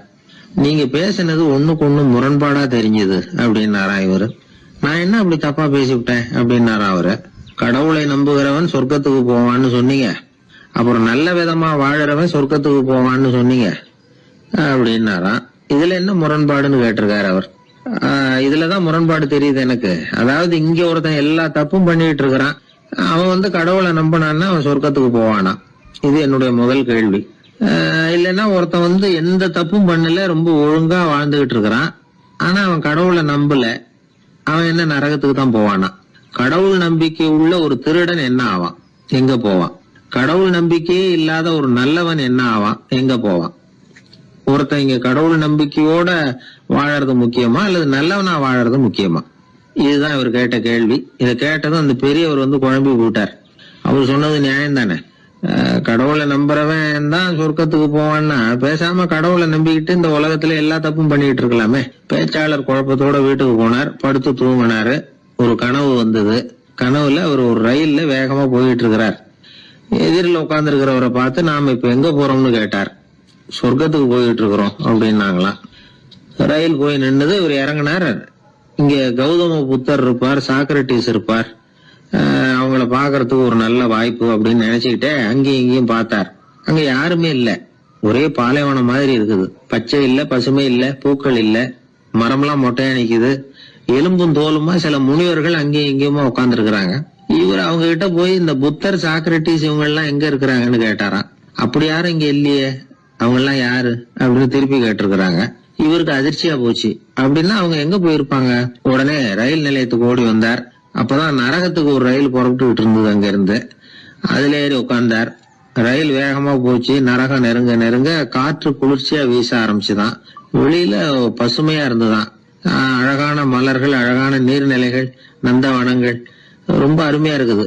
ரொம்ப அங்க இருந்தவங்க எல்லாம் ரொம்ப மகிழ்ச்சியா உல்லாசமா வேற இருந்திருக்கிறாங்க. எங்க பார்த்தாலும் ஆடல் பாடல் உற்சாகம். இவர் ரயில விட்டு இறங்கினார். அவருக்கு சந்தேகம், இதுவா நரகம் அப்படின்னு விசாரிச்சிருக்காரு. ஆமா இதுதான் நரகம் நாங்களாம். எனக்கு ஒரு சந்தேகம் இருக்காரு. என்னன்னு கேட்டிருக்காங்க. கௌதம புத்தரும் சாக்ரட்டிஸும் லாவோஸும் இவங்க மாதிரி இன்னும் பல பேரும் கடவுள் நம்பிக்கை இல்லாதவங்க, அவங்க எல்லாம் இங்க இருக்கிறாங்களா அப்படிங்கறதுதான் என்னுடைய சந்தேகம் அப்படின்னாராம். இப்ப அவங்க சொல்லியிருக்கிறாங்க, இப்ப நீங்க பாக்குறீங்களே பசுமையும் பச்சை பயிர்களும் ஆடல் பாடல்களும் அழகிய மலர்களும், இது எல்லாமே கௌதம புத்தரும் சாக்ரட்டிஸும் அது மாதிரி மகான்களும் இங்க வர ஆரம்பிச்ச பிறகுதான் உண்டாக ஆரம்பிச்சது. இந்த பிரதேசத்தை அவங்க அப்படியே மாத்திவிட்டாங்க. இப்போலாம் இங்க இருக்கிறவங்க யாரும் சொர்க்கத்துக்கு போறதுக்கே ஆசைப்படுறது இல்ல அப்படின்னாங்களாம். இந்த அதிர்ச்சியிலேயே அந்த பெரியவர் கனவு கலைஞ்சி மூச்சுக்கிட்டார். இதுல இருக்கிற கருத்து என்னன்னா, நல்லவர்கள் எங்க இருக்கிறாங்களோ அந்த இடத்துக்கு பேர் தான் சொர்க்கம். சொர்க்கம் நரகம்ங்கிறதெல்லாம் ஆன்மீக பண்புகள், அவ்வளவுதான். ஒரு ஊர்ல 2 இணைபிரியாத நண்பர்கள். ஒருத்தன் கேட்டான், இப்ப கடவுள் நம்ம முன்னாடி வந்து உங்க 2 பேர்ல யாராவது ஒருத்தர் மட்டும் என்னோட சொர்க்கத்துக்கு வரலாம் அப்படின்னு கூப்பிட்டா நீ என்ன சொல்லுவேன்னு கேட்டானா, இவன் ரொம்ப பெருந்தன்மையா உன்னையே அழைச்சிட்டு போக சொல்லிடுவேன் அப்படின்ட்டு இருக்கான். அப்படின்னா உனக்கு சொர்க்கம் வேணாமான்னு கேட்டிருக்கான் அவன். நீ என்னை விட்டுட்டு போனாவே அப்புறம் இந்த பூலோகமே எனக்கு சொர்க்கம் தாண்டா அப்படின்னு நானா இவன். ஒரு பெரிய அரசன் இந்த உலகம் பூராவையும் ஆண்டுகிட்டு இருந்தான். ரொம்ப காலம் அப்படி அரசாட்சி பண்ணிக்கிட்டு இருந்தான். திடீர்னு அவனுக்கும் சில எதிரிகள் முளைச்சாங்க. அவங்கெல்லாம் ஒன்று சேர்ந்து இவனை தோற்கடிச்சுட்டாங்க. தோற்று போனதும் இவனுக்கு பயம் வந்துட்டுது, எங்கே எதிரிகள் நம்ம கொண்டுடுவாங்களோ அப்படின்னு. வெளியில் வந்தால் தனக்கு ஆபத்துன்னு பயந்துக்கிட்டு யாருக்கும் தெரியாமல் ஒரு குகைக்குள்ளே போய் பதுங்கி கிடக்கிறான். நிலைமையை பாருங்கள். முதல் நாள் வந்து அரண்மனையில் அதிகாரம் பண்ணிக்கிட்டு இருந்தவன் மறுநாள் வந்து குகையில் பயந்து போய் பதுங்கி கிடக்கிறான். ராத்திரி நேரம் வந்தது, பசி வயத்தை கிள்ளுது, பிச்சை எடுத்து சாப்பிட வேண்டிய நிலைமை. பிச்சை எடுக்கிறதுக்கு பாத்திரம் வேணுமே, என்ன பண்ணுறது அப்படின்னு அங்கேயும் இங்கேயும் பார்க்குறான். ஒரு மூலையில் யாரோ விட்டுட்டு போன ஒரு ஓடு கிடக்குது. அதை எடுத்துக்கிட்டு புறப்பட்டான். இருட்டில் வழி புரியல. ஏதோ ஒரு யூகத்தில் காலை மெதுவாக எடுத்து வச்சு நடந்து போய்கிட்டு இருக்கிறான். வழியில் ஒரு கருப்பு நாய் படுத்து கிடந்தது. இருட்டில் அவன் இது கண்ணுக்கு சரியாக தெரியல. அவனுக்கு தவறி போய் காலை வச்சுட்டான் அது மேலே. நாய் சும்மா இருக்குமா, வள்ளுன்னு விழுந்து கடிச்சு விட்டுது. காலை பார்க்குறான், காலத்தையும் நினச்சி பார்க்குறான். அரண்மனையில் வந்து வீரக்கழல் அணிந்த காலை உடைய மன்னா அப்படின்னு புகழ்வாங்களே புலவர்கள்லாம். ஆனால் அது இன்னைக்கு நாய் கடித்த காலம் ஆயிட்டுதே அப்படின்னு நினைக்கிறான். அது மட்டும் இல்லை, முன்னாடியெல்லாம் பொற்கிண்ணங்களில் தான் அவன் சாப்பிடுவான். ஆனால் இப்போது உடஞ்சி போன ஓட்டு, அது ஓட்டை வந்து கையில் வச்சுக்கிட்டு நிற்கிறான். அதில் ஏதாவது யாராவது சாப்பாடு போடுவாங்களான்னு. முன்னாடியெல்லாம் நிறைய பேர் அரண்மனைக்கு வருவாங்க. அரசருக்கு காணிக்கைன்னு சொல்லி இவன் காலடியில் கொண்டாந்து கொட்டுவாங்க. அப்போலாம் இவன் அந்த ஜனங்களுடைய முகத்தை திரும்பி கூட பார்க்கறதில்ல, ரொம்ப கர்வமாக உட்காந்துருப்பான். அதே ஆள் இன்றைக்கி எல்லார் கண்ணுலேயும் படுறது மாதிரி பிச்சை எடுத்துக்கிட்டு இருக்கிறான். அப்போலாம் காணிக்கைகளை வந்து தன்னுடைய கையால் வாங்கிறது தனக்கு கௌரவ குறைச்சல்னு நினச்சி தன்னுடைய வேலைக்காரங்களை விட்டு தான் அதை வாங்க சொல்லுவான். இப்போ பார்த்தீங்கன்னா அவனே தன் கையாலேயே பிச்சை வாங்குறான். நினச்சி பாருங்கள், அந்த மனுஷன் நாள் அரசன், மறுநாள் பிச்சைக்காரன். எவ்வளோ வித்தியாசம்! செல்வம் தான் இப்படி ஒரு வித்தியாசம் ஏற்படுறதுக்கு காரணம். அப்படிப்பட்ட செல்வம் வாழ்க்கையை நடத்துறதுக்கு நமக்கு தேவை தான். ஆனால் அதையே நாம் அடைய வேண்டிய பயனாக நினைக்கிறோம் பாருங்கள், அதுதான் வேடிக்கை. இதை வந்து நம்மாழ்வார் அழகாக ஒரு பாசுரத்தில் சொல்கிறார். ஒரு நாயகமாய் ஓட உலகுடன் ஆண்டவர், கருணாய் கவர்ந்த காலர், சிதைகிய பானையர், பெருநாடு காண இம்மையிலே பிச்சைதாம் கொள்வர், திருநாரணன் தாழ் காலம் பெற சிந்தித்து உய்மினோ அப்படிங்கிறார் நம்மாழ்வார். ஒரு பெரிய பணக்காரர் ஒரு துறவிகிட்ட போய், சாமி என்கிட்ட நிறைய பணம் இருக்குது, இருந்தாலும் நிம்மதி இல்லை, என்னால் நிம்மதியாக இருக்க முடியல, என்ன காரணம்னு கேட்டாராம். உடனே அந்த துறவி இதுக்கு நேரடியாக பதில் சொல்லாமல் பக்கத்தில் நின்றுக்கிட்டு இருந்த ஒரு குழந்தைய கூப்பிட்டார். அது ஓடியாந்தது. ஒரு ஆப்பிள் பழத்தை எடுத்து அது கையில் கொடுத்தார். அதை வாங்கிக்கிட்டு குழந்தை சிரிச்சுது. இன்னொரு பழத்தை எடுத்து கொடுத்தார். அதை இன்னொரு கையில் வாங்கிட்டு சிரிச்சுது. 3வது ஆப்பிள் எடுத்து கொடுத்தார். 2 பழத்தையும் நெஞ்சில் அணைச்சிக்கிட்டு 3வது பழத்தையும் வாங்கிறதுக்கு முயற்சி பண்ணிச்சு. ஆனால் அது உடனே நழுவி கீழே விழுந்து உருண்டு ஓடிச்சு. ஏற்கனவே இருந்ததும் விழுந்துட்டுது. இப்போ அந்த குழந்தை அழ ஆரம்பிச்சுட்டுது. இப்போ அந்த துறவி பணக்காரர்கிட்ட சொன்னாராம், குழந்தைய கவனிச்சியா, 2 ஆப்பிள் போதும்னு அது நினச்சிருந்தா இப்போ அது அழ வேண்டிய அவசியம் வந்திருக்குமா அப்படின்னாராம். எதுவுமே அளவுக்கு மிஞ்சினா துன்பந்தான். இந்த காலத்தில் இதெல்லாம் யார் காதில் வாங்குறாங்க? ஒருத்தனை நல்ல வழிக்கு கொண்டு வரணும்னு நினச்சி அவனை கூப்பிட்டு உட்கார வச்சு இந்த கதையை சொல்லிகிட்டு இருந்தாங்க. சொல்லிவிட்டு அந்த குழந்தை செஞ்சது தப்பு தானே அப்படின்னு கேட்டிருக்கிறாங்க. ஆமாம், தப்பு தான், நானாக இருந்தால் அப்படி செஞ்சுருக்க மாட்டேன் நானா இவன். 2 பழமே போதும்னு சொல்லியிருப்பியா அப்படின்னு கேட்டிருக்காங்க. அப்படி இல்லைங்க, அவர் கொடுக்க ஒவ்வொரு பழமாக வாங்கி பின்னாடி வச்சுட்டு மறுபடியும் கையை நீட்டுவேன் அப்படிங்கிறானா. இவெல்லாம் எந்த காலத்தில் திருந்துறது? ஒரு நாள் ஒரு 10-15 பள்ளிக்கூடத்து பிள்ளைங்க தேடிட்டு வந்தாங்க. உங்களை பார்த்துட்டு தான் போகணும், அதுக்காக தான் வந்திருக்கோம்னாங்க. என்ன விஷயம்னு கேட்டோம். நாங்கள்லாம் கூடி ஒரு முடிவு பண்ணியிருக்கிறோம், அதை உங்ககிட்ட சொல்லணும் அப்படின்னாங்க. அதுவும் ஒரு வாண்டு பையன் அதை சொன்னான். என்ன முடிவு அது அப்படின்னு கேட்டோம் ரொம்ப ஆர்வமாக. அதை இப்போ சொல்ல மாட்டோம், எங்களுக்கு பிடிக்கிற மாதிரி ஏதாவது ஒரு தகவல் சொன்னால் அதுக்கப்புறம் நாங்கள் அதை சொல்கிறோம் அப்படின்னா அந்த வாண்டு பையன். சரி, சின்ன பையன்கிட்ட இன்றைக்கி வசமாக மாட்டிக்கிட்டோம் அப்படின்னு நினச்சிக்கிட்டு அவங்களுக்கு தகுந்த மாதிரி ஒரு கதை சொல்ல ஆரம்பித்தோம். அது என்ன கதைன்னா, ஒரு பெரிய காடு, அதில் பலவிதமான மிருகங்கள். அந்த காட்டுக்கு ஒரு சிங்கம் தான் ராஜா. எப்பவும் காட்டுக்கு அது தானே ராஜா. ஒரு பெரிய யானைக்கு இது பொறுக்கலை.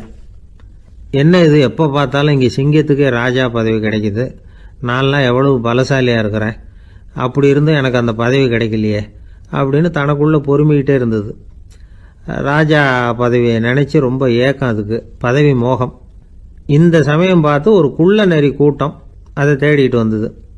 ஐயா பெரியவங்களே, நீங்கள் இந்த காட்டுக்கு ராஜாவாக இருக்க ஆசைப்படுறீங்க, அதில் ஒன்றும் தப்பு இல்லை. ஆனால் அதுக்கு முன்னாடி நீங்கள் எங்கள் கூட்டத்துக்கு கொஞ்ச நாள் தலைவராக இருங்க, அதாவது ராஜாவாக இருங்களேன், உங்களுக்கும் ஒரு ட்ரைனிங் கிடைச்சது மாதிரி இருக்கும் அப்படின்னு சொல்லியிருக்குது இந்த கூட்டம், குள்ள நெறி கூட்டம். இதை கேட்ட உடனே யானைக்கு ரொம்ப சந்தோஷம் தாங்கலை. அதுதான் எப்போன்னு பதவிக்காக காத்துக்கிட்டு இருக்குதே. இருந்தாலும் கொஞ்சம் பிகுவோட, சரி நீங்கள்லாம் இவ்வளோ தூரம் என்னை தேடிட்டு வந்து கேட்கறதுனால மறுக்க முடியல அப்படின்னு ரொம்ப ஏதோ அவளுக்கு சிரமப்பட்டு ஒத்துக்கிறது மாதிரி ஒத்துக்கிட்டது. ஏதோ உங்கள் ஆசைக்கு கட்டுப்படுறேன், கொஞ்ச நாள் உங்கள் கூட்டத்துக்கு ராஜாவாக இருக்கிறதுக்கு சம்மதிக்கிறேன் அப்படின்னுது. உடனே அந்த யானை ராஜ நட போட ஆரம்பிச்சிட்டுது. யானை சாதாரணமாக நடந்தாவே எப்படி இருக்குங்கிறது நமக்கு தெரியும். அதுவே ராஜ நட நடந்தால் எப்படி இருக்கும் கற்பனை பண்ணி பாருங்கள். யானை முன்னாடி கம்பீரமாக போய்கிட்டு இருக்குது, தலைவர் இல்லையா, அதனால் குள்ள நரிகள்லாம் ரொம்ப அடக்கமாக அது பின்னாடி அணிவகுத்து போயிட்டு இருக்குது. ராஜா வாழ்க, மன்னர் வாழ்க அப்படின்னு கோஷம் வேற. யானைக்கு தலைகால புரியல, அவ்வளவு சந்தோஷம். அந்த யானைக்கு செருக்கு, ஆணவம் எல்லாம் ஏற்பட்டு போச்சு. அதுக்கப்புறம் அது தரையை பார்க்குமா, நிமிர்ந்து நடக்க ஆரம்பிச்சுட்டுது. தரையை பார்க்குறதே இல்லை. அப்படி போயிட்டுருக்கிறப்போ ஒரு சதுப்பு நிலத்தில் திடீர்னு காலை வச்சுட்டுது. அவ்வளோதான், கால் உள்ளே போட்டுது. இன்னொரு காலை எடுத்து வச்சுது, அதுவும் உள்ளே போட்டுது. அந்த 2 காலையும் எடுக்கிறதுக்காக அடுத்த 2 காலையும் அழுத்திச்சு, அதுவும் உள்ளே போக ஆரம்பிச்சுட்டுது. இப்போ 4 காலம் வசமாக சேத்துல அழுந்தி போச்சு, எடுக்க முடியல. குள்ள நரிகள்லாம் அதை சுற்றி சுற்றி வந்தது. சிலது சுற்றி நின்று டான்ஸ் ஆட ஆரம்பிச்சுட்டுது யானையை பார்த்துட்டு. இதை யானை பார்த்தது. என்ன இது, தலைவர் நான் தவிச்சுக்கிட்டு இருக்கிறேன், தொண்டர்கள்லாம் சுற்றி நின்று வேடிக்கை பார்த்துக்கிட்டு இருக்கிறீங்க, டான்ஸ் ஆடுறீங்க அப்படின்னு கேட்டுதான். தொண்டர்களே, தலைவர் நான் தவிச்சுக்கிட்டு இருக்கிறது உங்களுக்கு தெரியலையா? இப்போ உடனே உங்கள் தலைவரை காப்பாற்ற வேண்டியது உங்கள் கடமை இல்லையா அப்படின்னு கத்துச்சான் அந்த யானை. குள்ள நரிகளில் ஒன்று முன்னாடி நின்று அந்த யானையை பார்த்து தான், தலைவரே எங்களுக்கு ரொம்ப நாளாக ஒரு ஆசை, அந்த ஆசையை நிறைவேற்றிக்கிறதுக்காகத்தான் உங்களை எங்கள் தலைவராக ஏற்றுக்கிறோம்னு சொன்னோம் அப்படின்னு தான். என்ன ஆசைன்னு கேட்டிருக்கு யானை. யானை கறி சாப்பிட்டு பார்க்கணுங்கிறது எங்களுக்கு ரொம்ப நாள் ஆசை, அது இன்றைக்கி தான் நிறைவேற போகுது அப்படின்னு தான் அந்த நரி. இதை கேட்ட உடனே அந்த யானை அப்படியே மூர்ச்சி ஆகிட்டு தான். நரிகள்லாம் அது மேலே ஏறி குதற ஆரம்பிச்சுட்டு தான். பதவி மேலே இருந்த பேராசை அந்த பலசாலியான யானையையே மாட்டி விட்டுட்டுது பார்த்தீங்களா அப்படின்னு சொல்லி முடித்தோம் இந்த கதையை அந்த சின்ன பிள்ளைங்க கிட்ட. சரிங்க, இப்போ நாங்கள் உங்களை தேடி வந்த விஷயம் என்னங்கிறத சொல்லவா அப்படின்னா ஒரு வாண்டு பையன். சீக்கிரம் சொல்லு தம்பி, சஸ்பென்ஸ் தாங்கலை அப்படின்னோம். அவன் மெதுவாக எங்களை பார்த்து சொல்கிறான், எங்களுக்கு கொஞ்ச நாள் நீங்கள் தலைவராக இருந்தால் தேவலை அப்படின்னா. ஒரு ஊரில் ஒரு கோயில் இருந்தது, ரொம்ப பழைய கோயில். உள்ளே போகிறதுக்கே பயமாக இருக்கும், எந்த நேரத்தில் இடிஞ்சு விழுந்துருமோ அப்படிங்கிற பயம். அப்படி இருந்ததுனால யாரும் துணிஞ்சு சாமி கும்பிடுறதுக்கு அங்கே போகிறதில்ல. கோயிலுக்கு வர்ற கூட்டம் கொஞ்சம் கொஞ்சமாக குறைய ஆரம்பிச்சுட்டுது. கோயில் நிர்வாகிகள் எல்லாரும் கூடி உட்காந்து பேசினாங்க, என்ன பண்ணலாம்னு யோசனை பண்ணாங்க. எந்த இடம் மோசமாக இருக்கோ அந்த இடத்த பழுது பார்த்தாங்க. அங்கே எங்கே வர்ணத்தை பூசி கொஞ்சம் அழகுபடுத்தி பார்த்தாங்க. ஏதோ இந்த ஊரில் கோயில்னு ஒன்று இருக்குது, அது மக்களுக்கு தெரியணும் அப்படிங்கிறதுக்காகத்தான் இப்படிலாம் பண்ணாங்க. இருந்தாலும் கோவில் இருக்கிற நிலைமை மக்களுக்கு தெரியும், அதனால் அங்கே வர்றது குறைச்சிக்கிட்டாங்க அவங்க. ஒரு கட்டத்தில் யாருமே வர்றதில்லை, நிலைமை அந்த அளவுக்கு ஆயிட்டுது. மறுபடியும் கோவில் நிர்வாகிகள் கூட்டம் நடந்தது. இந்த கூட்டம் கூட கோயிலுக்கு உள்ளே நடக்கலை, இடிஞ்சு விழுந்துருமோங்கிற பயம். அதனால் வெளியில தான் உட்காந்து கூட்டத்தை நடத்தினாங்க. ஏன்னா உள்ளே போகிறதுக்கு அவங்களுக்கும் துணிச்சல் கிடையாது, எந்த நேரமும் விழுந்துரும் போல இருந்தது அது. அது வழியாக போகிறவங்க கூட வேகமாக அந்த இடத்த கடந்து போக ஆரம்பிச்சிட்டாங்க. கோவில் நிர்வாகிகள் வெளியில் உட்காந்து கூட்டம் போட்டாங்க இல்லையா, அந்த கூட்டத்தில் 4 தீர்மானங்களை நிறைவேற்றினாங்க. அது என்ன 4 தீர்மானம்னா, முதல் தீர்மானம், இந்த கோவிலை இடிப்பது அப்படிங்கிற முடிவை இந்த கமிட்டி மிகவும் வருத்தத்துடன் ஏற்றுக்கொள்ளுகிறது அப்படின்னு நிறைவேற்றினாங்க. இதுக்கு பதிலாக இன்னொரு கோவிலை உடனடியாக கட்டி முடிச்சுடணுங்கிறது 2வது தீர்மானம். 3வது தீர்மானம் என்ன தெரியுமா? பழைய கோவிலின் கதவுகள், அதிலிருந்து பிரித்து எடுக்கிற செங்கல், இதையே புது கோவில் கட்டுவதற்கு பயன்படுத்தி கொள்ள வேண்டியது. பழைய கோவில் இருந்த மாதிரியே அதே வடிவத்தில் புது கோவிலையும் கட்ட வேண்டியது. பழைய கோவிலின் அஸ்திவாரத்தை அப்படியே வச்சுக்கிட்டு அதுக்கு மேலே நாம் கோவிலை கட்டிக்க வேண்டியது. இதுதான் 3வது தீர்மானம். இதையும் கமிட்டி முழு மனசோட ஏற்றுக்கிட்டது. இது வரைக்கும் சரி. இப்போ அந்த கமிட்டி 4வதாக ஒரு முக்கியமான தீர்மானத்தை கொண்டுகிட்டு வந்து அதையும் ஏகமனதாக நிறைவேற்றி விட்டது. அது என்ன தீர்மானம்னா, புதிய கோவில் கட்டி முடிக்கிற வரைக்கும் பழைய கோவிலை இடிக்கிறதில்லை அப்படிங்கிற தீர்மானம். எப்படி இருக்குது பாருங்க இது. பழசை இடிக்காத வரையில அதே இடத்துல புதுசாக எப்படி கட்ட முடியும்? பல விஷயங்கள்ல நாம நடந்துக்கிற முறையும் இப்படி தான் இருக்குதான். வாழ்க்கையில முன்னேறணும்னு ஆசைப்படுவோம். அதே நேரத்தில் அந்த முன்னேற்றத்துக்கு எது தடையா இருக்கோ அதை விட்டு விடுறதுக்கும் மனசு வராது. வெளிநாட்டில் ஒரு பெரிய விருந்து நடந்துகிட்டு இருந்துதான். எல்லாரும் மது கோப்பையும் கையுமா அலைஞ்சிக்கிட்டு இருக்கிறாங்க. ஒருத்தர் மட்டும் கையில் எதுவும் இல்லாமல் ரொம்ப நல்ல பிள்ளையா சாதுவா ஒரு ஓரமாக தனியாக உட்காந்துருக்கிறார். அவர்கிட்ட நெருங்கி வாங்க மது சாப்பிடலாம் அப்படின்னு கூப்பிட்டாங்களாம். என்னை வற்புறுத்தாதீங்க, நான் என் மனசுக்குள்ள உறுதியாக தீர்மானம் பண்ணிவிட்டேன் அப்படின்னாராம். என்ன தீர்மானம் பண்ணியிருக்கீங்க அப்படின்னு கேட்டிருக்காங்க. ஏற்கனவே முழு போதையில் இருக்கும் பொழுது மறுபடியும் மது கோப்பையை தொடரதில்லை அப்படின்னு தீர்மானம் பண்ணியிருக்கேன் அப்படின்னாராம். ஒரு ஊர்ல ஒரு குரு இருந்தார், ஜென் குரு. அவரை தேடிட்டு ஒரு மன்னர் வந்தார். வந்தவர் ஜப்பான் மன்னர். தோட்டக்கலையை பற்றி தெரிஞ்சுட்டு போகிறதுக்காக அவர் வந்தார். எப்படி தோட்டம் அமைக்கிறது அப்படிங்கிறத பற்றி அந்த குரு விவரமாக சொல்லி கொடுத்தாரு. 1 நாள் 2 நாள் இல்லை, 3 வருஷம் கற்றுக் கொடுத்தார். அதுக்கப்புறம் சொன்னார், நான் கற்றுக் கொடுத்துட்டேன், இனிமேல் நீங்கள் போகலாம், போய் தோட்டம் அமைக்கலாம். அதுதான் உங்களுக்கு பரிசை. தோட்டம் அமைச்ச பிறகு சொல்லி அனுப்புங்க, நான் வந்து பார்க்குறேன். நீங்கள் இங்கே என்னவெல்லாம் கற்றுக்கிட்டீங்களோ அதையெல்லாம் அங்கே செயல்முறையில் செஞ்சு காட்டுங்க அப்படின்னு சொல்லி அனுப்பி வச்சார். மன்னர் போனார். அரண்மனைக்கு பக்கத்திலேயே ஒரு பெரிய தோட்டத்தை உண்டு பண்ணினார். அழகான மரங்களையும் செடிகளையும் உருவாக்கினார். கிட்டத்தட்ட 1000 தோட்டக்காரர்களை பயன்படுத்தி 3 வருஷங்கள் முயற்சி பண்ணி அந்த அழகான தோட்டத்தை உருவாக்கினார். குருகிட்ட இருந்து செய்தி வந்தது, நாளைக்கு வந்து தோட்டத்தை பார்க்குறேன் அப்படின்னு. மன்னர் உடனே சுறுசுறுப்பாயிட்டார். முதல் நாளே தோட்டத்தை சுத்தப்படுத்தினார். ராத்திரி பூரா யாரும் தூங்கலை. எல்லாருக்கும் தோட்டத்தை ஒழுங்குபடுத்துகிற வேலை. அது அந்தந்த இடத்துல ஒழுங்காக இருக்குதா அப்படின்னு சரி பார்த்தாங்க. ஒரு தவறும் இல்லாத வகையில் அதை ஒழுங்குபடுத்தினாங்க. மறுநாள் குரு வந்தார், தோட்டத்தை பார்த்தார். அவருக்கு கோபம் வந்துட்டுது. மன்னருக்கு ஆச்சரியம், எப்பவும் சிரிச்சுக்கிட்டே இருக்கிறவர் இப்போ எப்படி இருக்கிறாரு அப்படின்னு. மெதுவாக குரு கிட்ட போய் எல்லாம் சரியாக தானே இருக்குது அப்படின்னார். எல்லாம் சரிதான், ஆனாலும் எங்கே அந்த பொன்னிற காற்று அப்படின்னார். உதிர்ந்த இலைகள், பொன் மஞ்சள் நிற இலைகள் காற்றில் அப்படி புரண்டு ஓடுவதை நான் பார்க்க முடியவில்லையே அப்படின்னாராம். அது இல்லாமல் இந்த தோட்டம் உயிரோட்டம் உள்ளதா இருக்காது. இதில் பாடல் இல்லை, ஆடல் இல்லை, அதெல்லாம் இல்லாமல் இந்த தோட்டம் ரொம்பவும் செயற்கையாக தெரியுதுன்னாராம். மன்னர் இப்போதான் யோசனை பண்ணார். கீழே கிடந்த காஞ்சி போன இலைகள் மட்டும் இல்லை, மரத்தில் இருந்த காஞ்சி போன இலைகளையும் அப்புறப்படுத்தி சுத்தமாக வச்சிருக்கிறார். இறப்பும் வாழ்க்கையினுடைய ஒரு பகுதி தான். மரணம்ங்கிறது வாழ்க்கைக்கு எதிரானது அல்ல, அதை நிரப்பும் ஒரு பகுதி தான் அது. மரணம் இல்லையில் வாழ்க்கையே இல்லை அப்படிங்கிறது பெரியவங்க கருத்து. இப்போ அந்த தோட்டம் அழகாக தான் இருக்குது, இருந்தாலும் அது ஒரு ஓவியம் மாதிரி உயிர் இல்லாமல் இருக்கு. குரு ஒரு வாளியை கையில் எடுத்துக்கிட்டார். தோட்டத்தை விட்டு வெளியில் போனார். ஏற்கனவே வீசி எறிந்த அந்த சருகுகளை எல்லாம் அள்ளி கொண்டுகிட்டு வந்தார். உள்ள எல்லா இடங்கள்லையும் அதை வீசினார். உடனே காற்று அந்த காய்ந்த சருகுகளையும் பழுத்த இலைகளையும் அசைக்க ஆரம்பிச்சுட்டுது. இப்போ அங்கே சலசல சத்தம், சங்கீதம், இலைகளின் நடனம், ஓவியம் மாதிரி இருந்த அந்த தோட்டத்துக்கு இப்போ உயிர் வந்துட்டுது. இதுதான் அந்த பொன்னான காற்று அப்படின்னாராம் குரு. மன்னருக்கு புரிஞ்சுது. மிகப்பெரிய ஜென் கேள்வி ஒன்று உண்டு. உம்மான் அப்படிங்கிற ஒரு பெரிய குருவை பார்த்து துறவி ஒருத்தர் கேட்டாராம், இலைகள் எல்லாம் கீழே விழுந்து மரங்கள் மொட்டையாக இருக்கும் பொழுது என்ன நடக்கும்? இதுதான் கேள்வி. இதுக்கு உம்மான் சொன்ன பதில் பொன்னான காற்று, தி கோல்டன் விண்ட் அப்படின்னாராம். இதுக்கு என்ன விளக்கம்னா, உன்னுடைய எண்ணங்கள் எல்லாம் உன்னுடைய மனசிலிருந்து கீழே விழுந்து உனது உள்ளுணர்வானது மொட்டையாக நிற்கும் நிலைதான் அது. உனது வேர்களின் அருகில் காற்று வீசுகிறது. எல்லா எண்ணங்களும் உன்னிலிருந்து வெகு தூரத்துக்கு புரண்டு கொண்டே சென்று விடுகிறது. நீ அவற்றை கடந்து விட்டால் நீ அவைகளுக்கெல்லாம் மேலெழுந்து கீழே பார்ப்பவனைப் போல நிற்க ஆரம்பித்து விடுவாய். அதுதான் தியானம் என்பது அப்படின்னு சொல்றாங்க. தியானம்ங்கிறது எண்ணத்துக்கு எதிரானதில்லை. தியானம்ங்கிறது எண்ணங்களை கடந்து செல்வதுதான். அதுக்கப்புறம் நாம பொன்னிற காற்றுல ஆட ஆரம்பிச்சிருவோம். இதுதான் பெரியவர்கள் சொல்றது. என்கிட்ட ஒருத்தர் தோட்டம் அமைக்கணும்னு யோசனை கேட்டு வந்தார். எல்லாம் சொல்லி கொடுத்தேன்.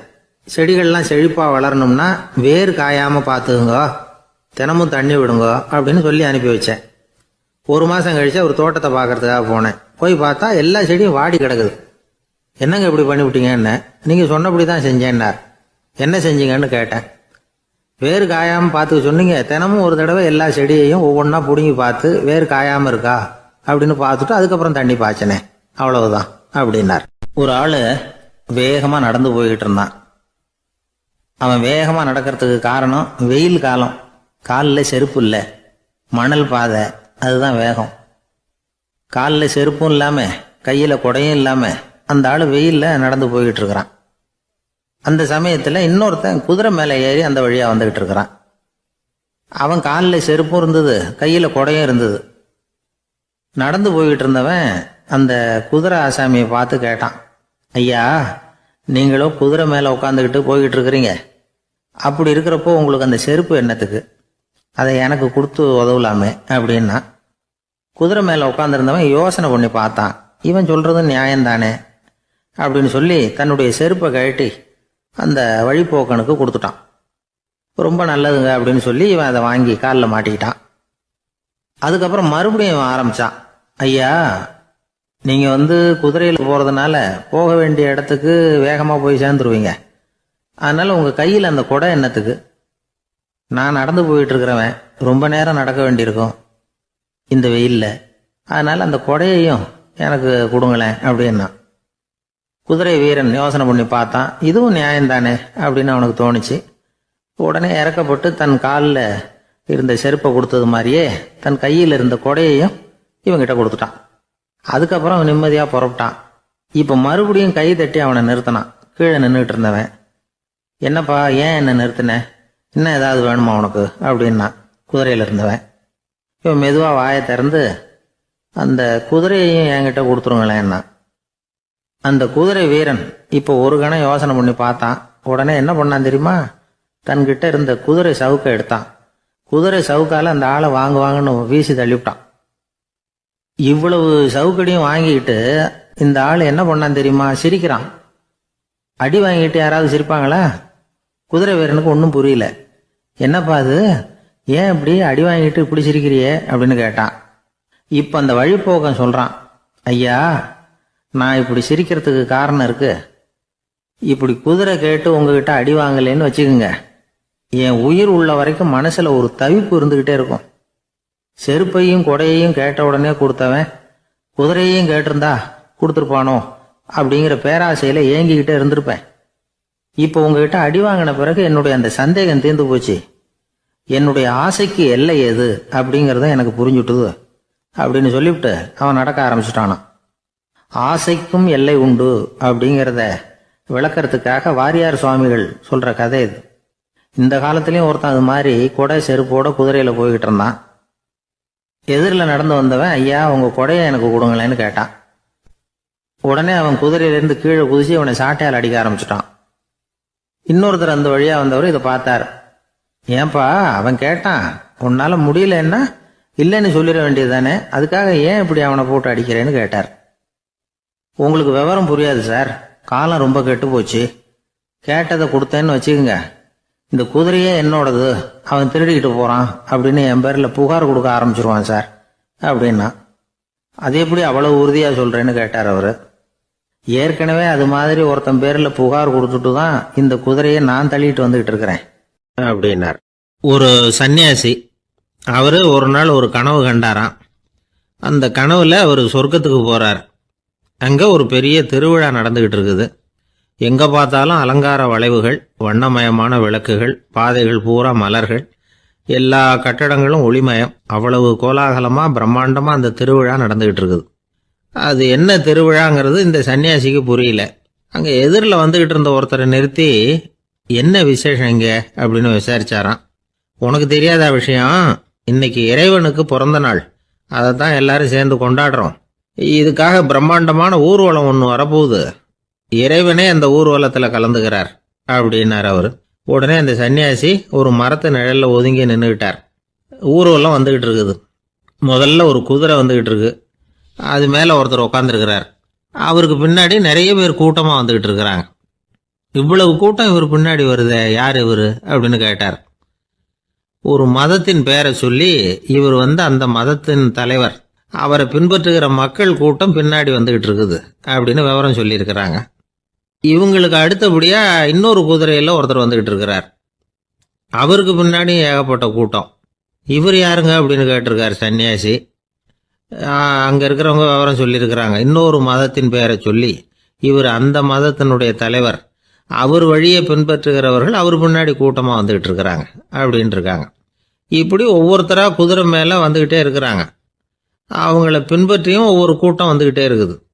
அந்த பெரிய ஊர்வலம் அது பாட்டுக்கு போய்கிட்டு இருக்குது. கடைசியாக அது முடிஞ்சது ரொம்ப நேரம் கழிச்சு. அதுக்கப்புறம் கொஞ்சம் நேரம் கழித்து ஒரு வயசான ஆள் குதிரை மேலே வந்துக்கிட்டு இருக்கிறார். ஆனால் அவருக்கு பின்னாடி யாருமே இல்லை. அவர் பரிதாபமாக தனியாக வந்துக்கிட்டு இருக்கிறார். அவர் அந்த ஊர்வலத்தை சேர்ந்தவரா இல்லையாங்கிறதே தெரியல.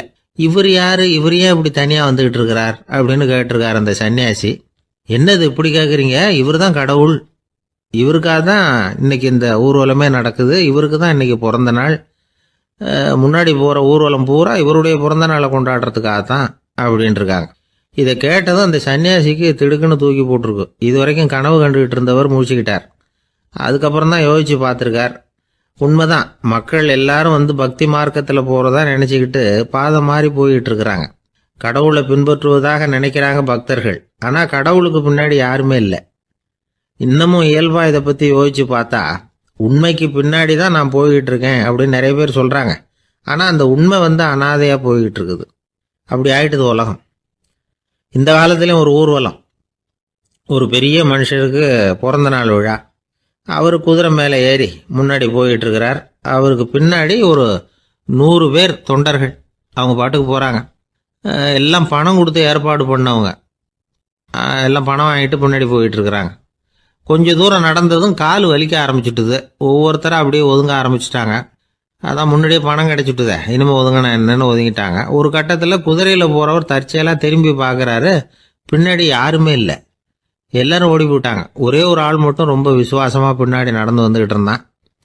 ஏன்ப்பா நீ மட்டும் வந்துக்கிட்டு இருக்கிறியே, நீ வீட்டுக்கு போகலையான்னு கேட்டிருக்காரு அவர். நீங்கள் அந்த குதிரையையும் அதுக்குள்ள வாடகை பணத்தையும் கொடுத்துட்டீங்கன்னா நானும் போயிடுவேன் அப்படின்னு நானாம் இந்த ஆள். ஒரு ஊரில் ஒருத்தர் இருந்தார். ரொம்ப நல்லவர். யாருக்காவது ஏதாவது கொடுத்துக்கிட்டே இருப்பார். கொடையாளி. தினமும் யாராவது ஒருத்தருக்கு ஏதாவது கொடுக்கலன்னா அவருக்கு தூக்கம் வராது. அப்படி ஒரு பழக்கம். அது மட்டும் இல்லை, அவர் கொடுக்கறது அடுத்தவங்களுக்கு தெரியாது. அவ்வளவு ரகசியமாக அதை கொடுப்பார். வலது கை கொடுக்கறது இடது கைக்கு தெரியக்கூடாதுன்னு சொல்லுவாங்கல்ல, அது மாதிரி அவர். ஒரு நாள் ராத்திரி அவர் ஏற்கனவே தயாராக கட்டி வச்சிருந்த பணம் முடிச்ச கையில் எடுத்துக்கிட்டு வீட்டை விட்டு வெளியில் வந்தார். தெருவில் இறங்கி நடந்தார். இன்னைக்கு யாருக்கு தர்மம் செய்யறது அப்படின்னு யோசனை பண்ணிட்டு இருட்டில் நடந்து வந்துகிட்டு இருக்கிறார். யாரோ ஒருத்தர் எதிரில் வர்றது மாதிரி தெரிஞ்சுது. உடனே அவர் கிட்ட போனார். தன்கிட்ட இருந்த பணம் முடிச்சு அவசரமாக அவர் கையில் திணிச்சுட்டு திரும்பி வந்துட்டார். அப்பாடா, ஒரு வழியாக யாருக்கும் தெரியாமல் இன்னைக்கு தர்மம் பண்ணியாச்சு அப்படிங்கிற மகிழ்ச்சி, மன நிறைவு அவர் முகத்தில். நிம்மதியாக தூங்கினார். அப்புறம் எழுந்திரிச்சார். மறுநாள் காலையில் ஊர் பூரா ஒரே பேச்சு. என்ன பேச்சுன்னா, நேற்று ராத்திரி ஒரு திருடன் கையில் யாரோ பணத்தை கொடுத்துட்டு போயிருக்கிறாங்க அப்படின்னு எல்லாரும் பேசிக்கிட்டு இருக்கிறாங்க. இதை கேள்விப்பட்டதும் அந்த பெரியவருக்கு ரொம்ப வருத்தமாக போச்சு. அடடா, போயும் ஒரு திருடனுக்காக உதவி பண்ணியிருக்கிறோம், பிரயோஜனம் இல்லாமல் போட்டுதே அப்படின்னு நினைச்சார். சரி, இன்னைக்கும் யாருக்காவது உதவி பண்ணணும் அப்படின்னு முடிவு பண்ணினார். ராத்திரி நேரம் வந்தது. இவர் வழக்கம் போல தெருவில் இறங்கி நடந்தார். கையில் பணம் முடிச்சு. எதிரில் ஒரு பெண் உருவம் மங்கலா தெரிஞ்சது. இவர் உடனே அந்த பெண் கிட்ட பணத்தை கொடுத்துட்டு திருப்தியா திரும்பி வந்துட்டார். மறுநாள் காலையில் ஊர் பூரா என்ன பேசிக்கிட்டாங்க தெரியுமா? நேற்று ராத்திரி நெறி தவறி நடக்கிற ஒரு பெண்ணின் கையில் யாரோ பணத்தை வச்சுட்டு போயிருக்கிறாங்க அப்படின்னு எல்லாரும் பேசிக்கிறாங்க. அடடா இன்னைக்கும் தவறுதலா நடந்து போச்சு அப்படின்னு ஒரு வருத்தப்பட்டார். இருக்கட்டும், இன்னைக்கும் ஏதாவது தர்மம் பண்ணுவோம் அப்படின்னு நினைச்சுக்கிட்டாரு. 3வது நாள் ராத்திரியும் புறப்பட்டார். இப்பவும் எதிரில் ஒருத்தர் வந்தார். இவர் பணத்தை கொடுத்தார், திரும்பி வந்துட்டார். மறுநாள் மக்கள் என்ன பேசிக்கிட்டாங்கன்னா, நேற்று ராத்திரி ஒரு செல்வந்தர் கையில யாரோ பணத்தை கொடுத்துட்டு போயிருக்கிறாங்க அப்படின்னு பேசிக்கிட்டாங்களாம். அவருக்கு ரொம்ப வருத்தமா போட்டுது. என்ன இது தினம் இப்படி ஆகிட்டு இருக்குதே அப்படின்னு நினைச்சுக்கிட்டே படுத்து தூங்கினார். அன்னைக்கு ராத்திரி ஒரு கனவு. அந்த கனவுல இறைவன் வந்து சொன்னாராம், இதை பாருப்பா, நீ கொடுத்த தர்மம் வீணா போயிடல. உன்கிட்ட பணம் வாங்கின அந்த திருடன் திருந்திட்டான், அந்த பொண்ணும் திருந்திட்டா, அந்த செல்வந்தனும் கொடையாளி ஆயிட்டான், எல்லாருக்கும் உதவி பண்ண ஆரம்பிச்சுட்டான் அப்படின்னு சொன்னாராம். இந்த கதையை சொன்னவர் யாருன்னா நபிகள் நாயகம். இதுல உள்ள கருத்து என்னன்னா, நல்ல மனசோட தர்மம் பண்ணுனா அது வீணா போறதில்லை. இன்னொரு கருத்து, தர்மம் வந்து தன்னை மட்டுமல்ல அடுத்தவங்களையும் தீமையிலிருந்து காப்பாற்றும். இதுதான் நாம புரிஞ்சுக்க வேண்டியது. இந்த காலத்திலேயும் இது மாதிரி சில சம்பவங்கள் நடக்கிறது உண்டு. ஒரு பெரியவர் இருட்டில் நடந்து வந்துகிட்டு இருந்தாரு. எதிரில் வந்த ஒருத்தன் வலுக்கட்டாயமா இவர் கையை பிடிச்சி ஒரு பண முடிப்பை கொடுத்து வச்சுக்க சொல்லிவிட்டு விலகி போயிட்டான். பெரியவருக்கு ஆச்சரியம், இந்த காலத்திலயும் இப்படி வலது கை கொடுக்கறது இடது கைக்கு தெரியக்கூடாதுன்னு நினைக்கிற கொடையாளிகள் உண்டு போல இருக்கு அப்படின்னு யோசனை பண்ணிக்கிட்டே நடந்தார். கொஞ்ச தூரம் போயிருப்பாரு. அதுக்குள்ள அதே ஆள் திரும்பி வந்தான். கொடுத்த பண முடிப்பை திருப்பி கொடுங்க அப்படின்னு கேட்டு வாங்கிட்டான். இவருக்கு ஒன்றும் புரியல. ஏன் இப்படி பண்றேன்னார். அது ஒன்றும் இல்லைங்க, கொஞ்ச நேரம் இதை உங்ககிட்ட கொடுத்து வச்சிருந்தேன் அவ்வளவுதான் அப்படின்னா. ஏன்னு கேட்டார். என்னை பின்னாடி போலீஸ் தேடிக்கிட்டு வந்துகிட்டு இருக்குது, அதுதான் அப்படி பண்ணேன், இப்போ போயிட்டுது, இனிமே ஒன்றும் பயமில்லை அப்படின்னு சொல்லிவிட்டு அவன் பாட்டுக்கு நடந்து போறான். அவர் ஒரு பெரிய குடும்பத்துல பிறந்தவர். இருக்கிற சொத்துக்கள் எல்லாத்தையும் வாரி வழங்கி விட்டு காட்டுக்கு புறப்பட்டார் தவம் செய்யறதுக்காக. இருந்தது ஊராவும் கொடுத்துட்டார், இனிமே எதுவுமே இல்லை கொடுக்கறதுக்கு. அப்போ கடைசியா ஒருத்தன் வந்து கையை நீட்டினானா, ஐயா ஏதாவது கொடுங்கன்னு இருக்கான். அவர் பார்த்தார், கட்டியிருக்கிற வேட்டியை தவிர வேற எதுவுமே இல்லை. 8 முழம் பட்டு வேட்டி ஜரிகை கரையோடு இருக்குது. கடைசியா அதை தான் எடுத்துக்கிட்டு அவர் புறப்பட்டு இருக்கார். அவர் பார்த்தார், எதிரில் அவன் பரிதாபமா நின்றுகிட்டு இருக்கிறான். அந்த 8 முழ வேட்டியை 2ஆ கிழிச்சார். 4 முழத்தை அவங்ககிட்ட கொடுத்தாரு.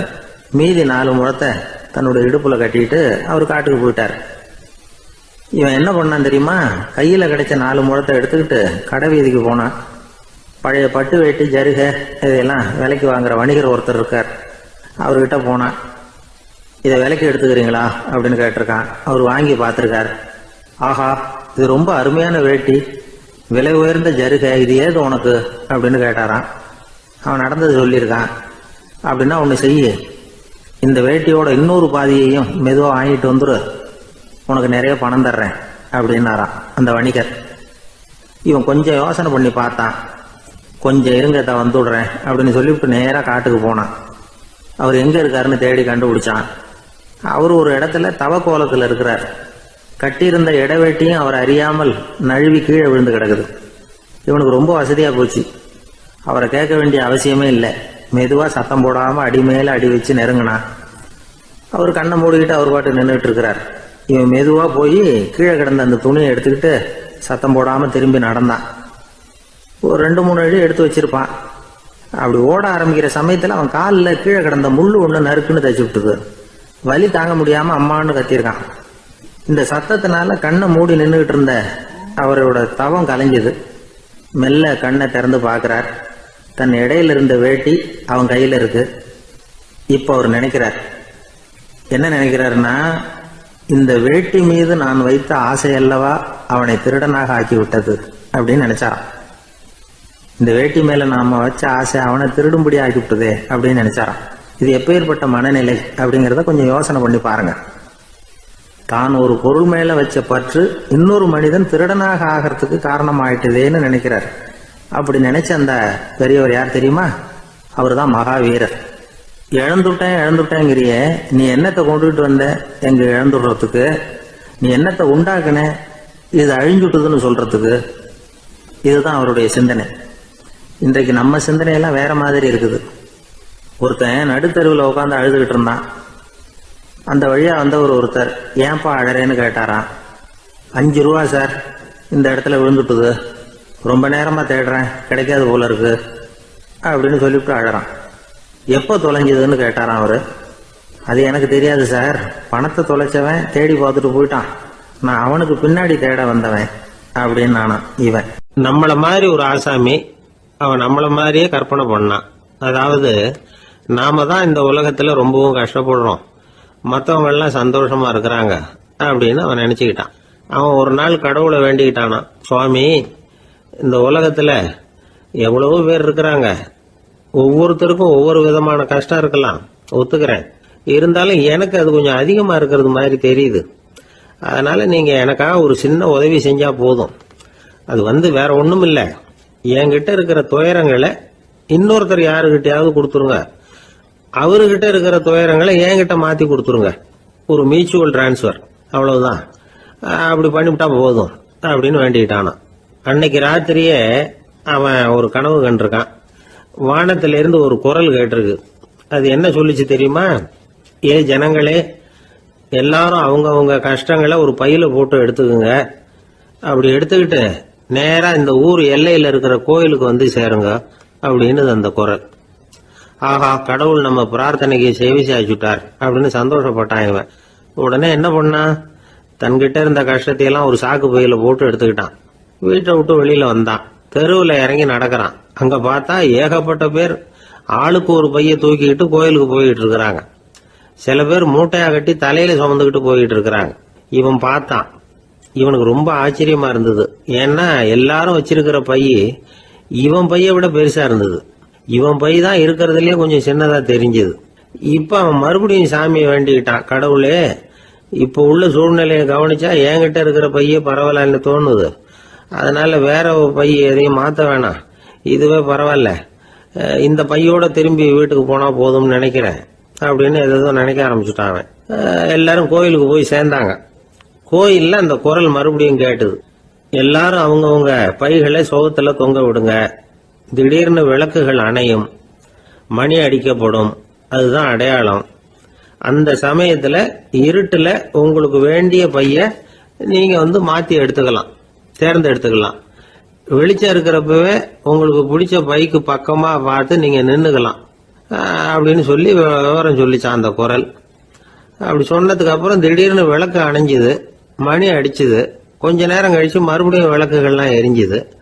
இப்போ பார்த்தா எல்லாரும் அவங்கவுங்க பையையே கெட்டியா பிடிச்சிட்டு நிக்கிறாங்க. இவனும் அப்படியே நிக்கிறான். இவன் மெதுவா பக்கத்துல நிக்கிறவங்க கிட்ட கேட்டானா, ஏன் நீங்க பைய கையிலேயே வச்சிருக்கிறீங்க, செவுத்துல மாட்டலையா அப்படின்னு கேட்டிருக்கான். இல்லப்பா, நீ ஏன் கையிலேயே வச்சிருக்கிறியோ அதே காரணத்துக்காக தான் நாங்களும் வச்சிருக்கிறோம். நம்ம கவலைகளை பத்தி நமக்கு ஓரளவுக்காவது தெரியும், ஆனா மற்றவங்க கவலைகள் நமக்கு பரிச்சயம் இல்லாதவை, பழக்கம் இல்லாதது. அதனால நமக்கு தெரிஞ்ச கவலைகளை சமாளிக்கிறது சுலபம். தெரியாததை சமாளிக்கணும்னா மறுபடியும் ஆரம்பத்தில இருந்து ஆரம்பிக்கணும். அதனால பழைய நண்பர்களோட வாழறது தான் மேல் அப்படின்னு நானாம். அதுக்கப்புறம் அவன் தன்னோட பைய போதும்னு வீட்டுக்கு திரும்பி வந்துட்டானான். இது ஒரு பெரியவர் சொல்லி இருக்கிற கதை. அதனால நம்ம கிட்ட இருக்கிற கஷ்டங்கள் தான் பெருசு, அதை இன்னொருத்தங்கிட்ட கொடுத்துட்டு மாத்திக்கலாம் அப்படின்னு நினைக்கிறது தப்பு. இதே மாதிரி இன்னொரு சம்பவம். ஒரு ஊர்ல ஒரு நாள் ராத்திரி ஆகாயத்திலிருந்து கடவுள் குரல் கேக்குது. இந்த ஊர்ல இருக்கிற ஜனங்கள்லாம் கொஞ்சம் கவனிங்க, உங்களுக்கு ஒரு செய்தி. அதாவது இங்க இருக்கிற ஜனங்கள்லயே கொஞ்சம் கூட கவலையே இல்லாத ஆள் யாருன்னு எனக்கு தெரியணும். அதனால எல்லாரும் அவங்க கவலைகளை ஒரு பையில போட்டு எடுத்துக்கிட்டு கோயிலுக்கு வாங்க அப்படின்னாரு கடவுள்.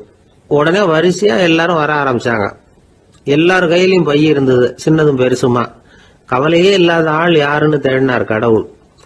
ஒரே ஒரு ஆள் மட்டும் கையில எதுவும் இல்லாம வெறும் கையை வீசிக்கிட்டு ரொம்ப ஜாலியா நடந்து வந்துகிட்டு இருந்தான். கடவுள் அவங்க கிட்ட போனார். ஏன்பா உனக்கு கவலையே இல்லையா அப்படின்னு கேட்டார்.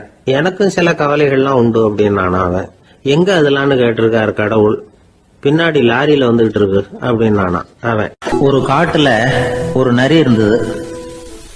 ஒரு நாள் காலை நேரம் அது தன்னுடைய இருப்பிடத்துல இருந்து வெளியில வந்தது.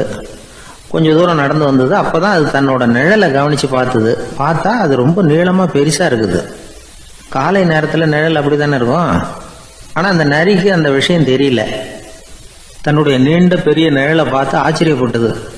ஆஹா, நாம இவ்வளவு பெருசாவா இருக்கிறோம், அப்படின்னா என்னுடைய காலை சாப்பாட்டுக்கு ஒரு யானை இல்லைன்னா ஒரு ஒட்டகம் கிடைச்சாதான் சரியா இருக்கும் போல இருக்கு அப்படின்னு முடிவு பண்ணிட்டுது. உடனே ஒரு யானை அல்லது ஒட்டகத்தை தேடி அலைஞ்சுது, எங்க கிடைக்கும்னு. கிடைக்கவே இல்லை. மத்தியானம் 12 மணி ஆயிட்டுது. பசியோடு அலையுது. இப்ப தன்னோட நிழலை பார்த்தது. அது மத்தியான நிழல் எப்படி இருக்கும், அது ரொம்பவும் குறுகி போய் தெரிஞ்சுது. உடனே அந்த நரி என்ன நினைச்சுக்கிட்டு தான் தெரியுமா, காலை ஆகாரம் சாப்பிடாததுனால நம்ம உடம்பு இப்படி அழிச்சு போட்டுதே அப்படின்னு நினைச்சுக்கிட்டு தான். கொஞ்ச நேரம் கழிச்சு மறுபடியும் தன்னுடைய நிழலை பார்க்குது. அது இன்னமும் குறுகி போய் காலடியிலேயே வந்துட்டுது. அதுக்கு பயமா போயிடுது. ஐயோ, இன்னும் கொஞ்ச நேரத்துல நாம இறந்துருவோம் போல இருக்க. இப்ப என்ன செய்யறது? இந்த சமயத்துல ஒரு எறும்பு கிடைச்சா கூட போதும், அதை நம்ம காலை ஆகாரமா நினைச்சு சாப்பிட்டுள்ளாமே அப்படின்னு நினைச்சுதான். நம்முடைய நிழல் கூட நம்மள மாதிரியே தான் அடிக்கடி மாறிக்கிட்டே தான் இருக்குது. அது எப்பவும் ஒரே மாதிரி இருக்கிறது இல்ல. மனிதனுக்கு ஏற்படுகிற தன்முனைப்பு இருக்கு பாருங்க, ஈகோ, அது கூட ஒரு நிழல் மாதிரி தானா. அப்படி நினைக்க ஆரம்பிச்சுட்டா அதனால ஏதும் பிரச்சனை வராதான். தன்முனைப்பை நிழல் போலவே ஏற்றுக்கொள்ளுங்கள் அப்படிங்கிறது பெரியவங்க கருத்து. ஒரு காரியத்தை வெற்றிகரமா நல்ல விதமா செஞ்சு முடிக்கிறோம்னு வச்சுக்கோங்க, அந்த சமயத்துல ஒரு வித நுட்பமான தற்பெருமை நமக்குள்ள உண்டாகுது. இது இயற்கையானது, அதனால இது மேல பற்று வைக்கக்கூடாது. அப்படி வைக்க ஆரம்பிச்சுட்டா அந்த தற்பெருமை ஒரு நிரந்தர விருந்தாளியா நம்ம கிட்ட தங்கிக்கும். நம்ம நிழல் எப்படின்னு பாருங்க, நாம நடக்கும் பொழுது நம்ம பின்னாடியே வரும். தன்முனைப்பையும் அப்படியே நினைச்சுக்குங்க. நிழல் யாருக்கும் எந்த பிரச்சனையையும் உண்டாக்குறது இல்லை. ஆனா அந்த நிழலை கண்டே நாம பயப்பட ஆரம்பிச்சுட்டா நாம எதுலையும் வெற்றி காண முடியாது. நிழலோட சண்டை போடக்கூடாது. அது மாதிரி தன்முனைப்போடவும் நாம சண்டை போட வேண்டியதில்லை. இல்லாத ஒன்றோடு சண்டை போடுறது எப்படின்னா, அது இருட்டோட சண்டை போடுறது மாதிரி. நாம நிழல் கிடையாது, நம்ம கிட்ட இருக்கிற தன்முனைப்பு ஒரு நிழல். நம்ம நிழலையும் நமக்கு சமமா பாக்குறோம் பாருங்க, அங்கதான் சிக்கலே ஆரம்பம். இப்போ நாம நடந்து போய்கிட்டு இருக்கிறோம், நம்ம நிழல் தரையில விழுது. யாரோ ஒருத்தர் நம்ம நிழல் மேல காலை வச்சு நடந்து போறார். உடனே அவர்கிட்ட சண்டைக்கா போறோம், ஏண்டா என் நிழலை மிதிச்ச அப்படின்னு. நமக்கு தெரியும் அது நிழல் தாங்கிறது. அவர் உங்க மேல நடக்கல, உங்களுடைய நிழல் மேலதான் நடக்கிறார். அது மாதிரி உங்க தன்முனைப்பின் மேல யாராவது நடந்தா உங்களை அவமானப்படுத்துறதா நினைக்கிறீங்க. காரணம், நாமளும் நம்ம தன்முனைப்பும் ஒண்ணுங்கிற நினைப்பு தான் காரணம், மற்றபடி வேற ஒண்ணும் கிடையாது. நம்ம நிழல் மேல நடக்கிறவர் நம்மளை காயப்படுத்துறது இல்லை. தன்முனைப்பை வேண்டாத ஒன்னாவும் பார்க்க வேண்டியதில்லை. அது இயற்கை. நிழலை உங்க முன்னாடி வைக்க வேணாம், அது உங்க பின்னாடியே இருக்கட்டும். நிழலின் நிழலாகி விடாதீர்கள், நீங்கள் நீங்களாகவே இருங்கள். இதுதான் சான்றோர் சிந்தனை. ஒரு பேருந்துல ஒரே நெரிசல். ஒருத்தர் பக்கத்துல நின்றுகிட்டு இருந்தவர்கிட்ட ரொம்ப பணிவா விசாரிச்சார், ஏன் சார் நீங்க ஏதாவது பெரிய உத்தியோகத்துல இருக்கிறீங்களா அப்படின்னார். அப்படிலாம் ஒண்ணும் இல்லைங்கன்னார் அவரு. அப்படின்னா வேற ஏதாவது அரசியல்ல பெரிய பதவியில் இருக்கிறீங்களா அப்படின்னு கேட்டார். அதுவும் இல்லைங்கன்னார். சரி, பணமாவது அதிகமா வச்சிருக்கீங்களா அப்படின்னு கேட்டார். அப்படிலாம் ஒன்றும் கிடையாது சார்னார் அவரு. அப்புறம் எதுக்குடா என் காலை மிதிச்சுக்கிட்டு இருக்கிற, எடுறா காலை அப்படின்னாராம் இவர். ஒரு ஆள் இருந்தார், அவரு தன்னை ஒரு குருன்னு சொல்லிக்கிட்டார். மௌன குரு, வாயே திறக்கிறது இல்லை. அவருக்கு 2 சீடர்கள் உண்டு. இவங்க தான் வர்றவங்க கிட்ட பேசுவாங்க, விளக்கம் கொடுப்பாங்க. ஒரு நாள் இந்த சீடர்கள் 2 பேரும் எங்கேயோ வெளியில் போயிட்டாங்க. அந்த நேரம் பார்த்து ஒருத்தர் அங்கே வந்தார். குரு கிட்ட போனார். குருவே, புத்தர்னா என்னன்னு கேட்டார். குருவுக்கு ஒன்றும் புரியல. அவர் உண்மையான குருவாக இருந்தாவில் புரியும். அவர் திருன்னு முழிக்க ஆரம்பிச்சுட்டார். இந்த நேரம் பார்த்து இந்த சீடர்கள் எங்கேயோ போயிட்டாங்களே, என்ன பண்ணுறது, உதவிக்கு யாராவது கிடைக்க மாட்டாங்களா அப்படின்னு அப்படியே சுற்றி பார்க்குறார். அங்கங்கே பார்க்குறார். வந்தவர் இதை கவனிச்சார். ஏதோ புரிஞ்சுக்கிட்ட ஒரு மாதிரி அடுத்த கேள்வி கேட்டார். தர்மம்னா என்ன சுவாமின்னார். குருவுக்கு ரொம்ப சங்கடமாக போச்சு. நம்ம நிலைமை இப்படி ஆயிட்டுதே, இக்கட்டில் மாட்டிக்கிட்டோமே அப்படின்னு நினைச்சபடியே விட்டத்தை பார்த்தார். அப்புறம் குனிஞ்சு தரையை பார்த்தார். அப்படியே உட்காந்துக்கிட்டார். வந்தவர் உடனே அடுத்த கேள்விக்கு போயிட்டார். தியானம்னா என்ன சுவாமின்னார். பாவம் என்ன பண்ணுவார் அந்த குரு, பேசாம கண்ணை கெட்டியா மூடிக்கிட்டார். இது ஏதடா வம்பா போச்சுன்னு. இவர் இப்படி பண்ணா கூட வந்தவர் சளைக்கல. இன்னொரு கேள்வியும் கேட்டார். ஆசீர்வாதம்னா என்ன அப்படின்னார். இவர் பார்த்தார், இப்படியே போனா இவர் கேள்வி கேட்கறத நிறுத்த மாட்டார் அப்படின்னு நினைச்சுக்கிட்டு எனக்கு ஒண்ணுமே தெரியாதுங்கிற பாவனையில 2 கையையும் விரிச்சு காட்டினார். வந்தவர் முகத்துல மகிழ்ச்சி, மன நிறைவு, ஏதோ எல்லாம் புரிஞ்சுக்கிட்ட ஒரு மாதிரி அங்கிருந்து புறப்பட்டு போனார். வழியில அந்த குருவோட சீடர்கள் 2 பேரையும் சந்திச்சார். உங்க குருவை தான் பார்த்துட்டு வரேன்னார் இவர். என்ன நடந்ததுன்னு கேட்டாங்க. இவர் வரமா சொல்றார், உங்க குரு எவ்வளவு பெரிய ஞானி தெரியுமா? புத்தர்னா என்னன்னு கேட்டேன். அதுக்கு அவர் அப்படியும் இப்படியும் பார்த்தார். அதுக்கு என்ன அர்த்தம் தெரியுமா? மக்கள் புத்தரை வந்து அங்கேயும் இங்கேயும் தேடுறாங்க. உண்மையில அவர் அங்கேயும் இங்கேயும் தேடி கண்டுபிடிக்க முடியாது அப்படிங்கிறத அவர் செய்கை மூலம் உணர்த்தினார். அதுக்கப்புறம் தர்மம்னா என்னன்னு கேட்டேன். அவர் மேலையும் கீழையும் பார்த்து தர்மம் சமமானது, அதில் உயர்வு தாழ்வு இல்லைங்கிறத உணர்த்தினார். அதுக்கப்புறம் தியானம்னா என்னன்னு கேட்டேன். கண்ணை மூடிக்கிட்டார். கண்ணை மூடி காணுகிற அற்புதம் அது அப்படிங்கிறத புரிஞ்சுக்கிட்டேன். கடைசியாக ஆசீர்வதிக்கப்படுறது பற்றி கேட்டேன். கைகளை நீட்டி உதவுறது தான் அது அப்படிங்கிறத தன்னுடைய இருகை விரித்து உணர்த்தினார். எவ்வளவு பெரிய மகான் அவர் அப்படின்னு சொல்லிவிட்டு அவர் பாட்டு போயிட்டார். சீடர்கள் அதுக்கப்புறம் மெதுவாக குருக்கிட்ட வந்து சேர்ந்தாங்க. அவங்கள பார்த்ததும் குருவுக்கு கோபம் வந்துட்டுது. அடே பாவிகளா, எங்கடா போய் தொலைஞ்சிங்க? நான் ஒரு ஆளுகிட்ட மாட்டிக்கிட்டு என்ன பாடுபட்டிருக்கேன் தெரியுமான்னார். இது மாதிரி தான் நாம் சாதாரண மனிதர்களின் புற வேடங்களிலேயே மயங்கி போயிடுறோம். அவங்க பேச்சு, செய்கை, பார்வை இதிலெல்லாம் ஏதோ பெரிய தத்துவம் இருக்கிறதாக நினச்சிக்கிறோம். உண்மையிலேயே அந்த தத்துவங்கள் யாருக்கு சொந்தம்? அவங்களுக்கு இல்லை, நமக்கு தான் சொந்தம். நாம தானே அதை கற்பிச்சுக்கிட்டோம். நம்மை நாம் அடையாளம் கண்டுக்கிறது இல்லை. நாம் யாருங்கிறது நமக்கு புரியறதில்ல. அதுதான் இன்றைக்கி நடக்கிறது. அதனால தான் அடுத்தவங்களை தேடி ஓடிக்கிட்டு இருக்கிறோம். சில வீடுகளில் கூட இது மாதிரி சைகைகள் உண்டு. சில குடும்ப தலைவர்கள் தினமும் காலையில் கண்ணை கெட்டியாக மூடிக்கிட்டு கை ரெண்டையும் சுத்தமாக விரித்து வச்சுக்கிட்டே உட்காந்து தியானம் பண்ணுறது வழக்கம். எதுக்காக அப்படி பண்ணுறீங்கன்னு ஒருத்தரை பார்த்து கேட்டேன். இந்த மாதம் வாங்கின சம்பளம் பூரா தீர்ந்து போச்சு, இனிமேல் என் கையில் சுத்தமாக ஒன்றும் இல்லை, புதுசாக எதுவும் செலவு வச்சுடாதே அப்படிங்கிறத அப்படி உள்ளங்கை ரெண்டையும் விரித்து காட்டி அவங்களுக்கு உணர்த்துறேன் அப்படின்னார். எனக்கு வாழ்க்கையில் ஒரே ஒரு ஆசை தான் சார் அப்படின்னார் ஒருத்தர். அது என்னன்னு கேட்டேன். ஆசைகளை ஒழிச்சுடணுங்கிறது தான் என்னோட ஆசை அப்படின்னார். இப்படி ஆசைகளை ஒழிக்க வேண்டும் அப்படிங்கிறதையே ஒரு ஆசையாக கொள்வது அபத்தம் அப்படிங்கிறார் ஒரு பெரியவர். இது மாதிரி ஆசைகளை ஒழிக்க ஆசைப்பட்டா அந்த நோக்கம் நிறைவேறாதான். அந்த முயற்சியால் புதுசாக சில துன்பங்கள் தான் சேருமா. அதில் புதுசாக ஒரு ஆசை தலை தூக்கும் அப்படிங்கிறார் அவர். ஆசைகளை தானாக விழ வச்சுடலாம். அதுக்கு வழி என்ன தெரியுமா? எந்த ஒரு ஆசையையுமே பூரணமாக நிறைவேற்றி கொள்ள முடியாதுங்கிறத உணரணும். அதை உணர்ந்தால் ஆசைகள் தானாக விழுந்துடும். அதை விட்டுட்டு ஆசைகளை விட்டுடணுங்கிறதையே ஒரு ஆசையாக வச்சுக்கிட்டு அதுக்காக கடுமையாக முயற்சிகளையும் செஞ்சுக்கிட்டு நான் ஆசைகளை விட்டுட்டு ஞானோதயம் அடையிறதுக்கு கடுமையாக முயற்சி பண்ணிகிட்டு இருக்கிறேன் சார் அப்படின்னு சொல்லிக்கிட்டு இருந்தால் எந்த காலத்துலேயும் ஞானோதயம் வரப்போகிறதில்ல. அதுக்கு பதிலாக துன்பந்தான் சேரும் அப்படிங்கிறது அவரோட கருத்து. எந்த ஒரு ஆசையையும் பூரணமாக நிறைவேற்றி கொள்ள முடியாது அப்படிங்கிறத உணரணும். ஒரு ராஜா, அவர் மனசில் அமைதி இல்லை, எப்பவும் கஷ்டப்பட்டுக்கிட்டே இருந்தார். இந்த துன்பத்தை போக்குறதுக்கு பல வழிகளில் என்னென்னமோ முயற்சியெல்லாம் பண்ணி பார்த்தார். ஒன்றும் சரியாக வரல. கடைசியாக ஒரு காரியம் பண்ணார். அதாவது ஒரு வேதாந்தியை தேடிட்டு போனார். அவரை பார்த்து கேட்டார், ஐயா, என்னுடைய துன்பங்கள்லேருந்து நான் விடுபடணும், அதுக்கு சுலபமாக ஏதாவது ஒரு வழி இருந்தால் சொல்லுங்களேன் அப்படின்னு கேட்டுக்கிட்டார். அதுக்கு அந்த வேதாந்தி சொன்னார், அதுக்கு ஒரு வழி சொல்கிறேன், அது மாதிரி செய். அதாவது உன்னுடைய ராஜ்யத்துக்குள்ள போதுங்கிற மனசோட வாழுற ஒருத்தனை கண்டுபிடிக்கணும். அப்படி கண்டுபிடிச்சி அவனுடைய சட்டையை வாங்கி நீ போட்டுக்கணும். அப்படி போட்டுக்கிட்டா உன்னுடைய துன்பம் தீர்ந்துரும் அப்படின்னார். உடனே ராஜாவுக்கு ரொம்ப மகிழ்ச்சி. அரண்மனையில் இருந்த அத்தனை பேரையும் ஆளுக்கு ஒரு பக்கமாக அனுப்புனார், தேட சொன்னார். போதுங்கிற மனசுடைய ஒருத்தனை கண்டுபிடிச்சி கொண்டுகிட்டு வாங்க அப்படின்னார். எங்கெங்கேயோ தேடி கடைசியாக ஒரு ஆளை கண்டுபிடிச்சாங்க. அவன் போதுங்கிற மனசோடு இருக்கிறவன் தான். ஆனால் அவன்கிட்ட சட்டை எதுவும் இல்லை.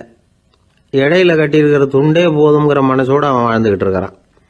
சட்டை இருந்தாவில் ராஜா வாங்கி மாட்டிக்க முடியும். அந்த வேதாந்தி ஏன் அப்படி சொன்னாருங்கிறதுக்கான அர்த்தம் இப்போ தான் ராஜாவுக்கு புரிஞ்சுதான். இது வரைக்கும் சொன்னதெல்லாம் ஞான மார்க்கத்தை தேடிக்கிட்டுறவனுக்கான உள்ள தகவல். இப்போ இன்னைக்கு இளைஞர்கள் இதை கேட்டுவிட்டு நமக்கு ஆசையே வேணாம் அப்படின்னு முடிவு பண்ணிவிட்டா வாழ்க்கையில் முன்னேறவே முடியாது. நம்முடைய முயற்சிக்கு ஆசை தான் தூண்டுகோல். அதனால் இந்த ஆசையையும் அந்த ஆசையையும் போட்டு குழப்பிக்கக்கூடாது. ஆனால் ஒன்று, பேராசை நமக்கு தேவையில்லை. நாம் படுற ஆசையிலேயும் ஒரு நியாயம் இருக்கணும். ஏன்னா நம்மளில் சில பேர் நீங்கள் தான் சார் சொன்னீங்க, அதனால தான் ஆசைப்பட்டேன், அரை தான் கிடைச்சது மிச்சம் அப்படிம்பாங்க கன்னத்தை தடவிக்கிட்டே. அதனால இப்பெல்லாம் எந்த தகவலை சொன்னாலும் ரொம்ப எச்சரிக்கையா இருக்க வேண்டியிருக்குது. ஒரு ஆள் ஒரு கடை வச்சு வியாபாரம் பண்ணிட்டு இருந்தான். அவனுக்கு ரொம்ப பேராசை, நிறைய பணம் சேர்க்கணும்னு. திடீர்னு ஒரு நாள் அவனுக்கு உடம்பு ரொம்ப சுகம் இல்லாமல் போயிட்டுது. இனிமே பிழைக்கிறது கஷ்டங்கிற நிலைமை. மரணப்படுகையில் இருக்கிறான். சொந்தக்காரங்கள்லாம் சுற்றி உட்காந்துருக்குறாங்க. இவன் மெதுவாக கண்ணை திறந்து பார்க்குறான். என் வீட்டுக்காரி எங்கேன்னா, இதோ இருக்கேன் அப்படின்னாங்க அந்த அம்மா. பசங்கள்லாம் எங்கேங்கிறான். இதோ பக்கத்தில் தான் நின்றுட்டு இருக்கிறோங்கிறாங்க. பொண்ணுங்க எங்கேங்கிறான். எல்லாம் இங்கே தான் இருக்கிறோம் அப்படிங்கிறாங்க. எல்லாம் இங்கே தான் பக்கத்தில் தான் இருக்கோம், நீங்கள் கவலைப்படாதீங்கன்னு சொல்கிறாங்க எல்லாம். அவன் மெதுவாக கஷ்டப்பட்டு வாயை திறந்து, அட பாவிங்களா, எல்லாரும் இங்கே இருந்தால் அங்கே கடையை யார் கவனிக்கிறது அப்படின்னானா. ராமகிருஷ்ணர் வாழ்ந்த காலத்தில் நடந்த ஒரு நிகழ்ச்சி இது. அப்போ ஒரு ஓவியர் இருந்தாராம். அவருக்கு ஒரு ஆசை, ராமகிருஷ்ணர் படத்தை வரையணும். அதை அவர்கிட்டயே கொண்டுட்டு போய் காட்டி அபிப்பிராயம் கேட்கணும். இதுதான் அந்த ஓவியரின் ஆசை. உடனே ராமகிருஷ்ணர் படத்தை வரைஞ்சி முடித்தார்.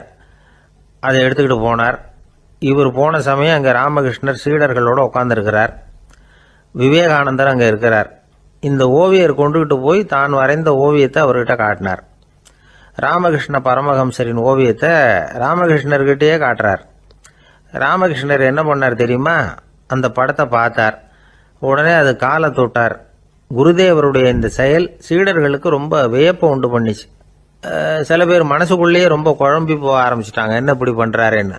என்ன இது அவரோட படம், அவரே அவரோட படத்தின் காலை தொடுறார் அப்படின்னு யோசிச்சாங்க.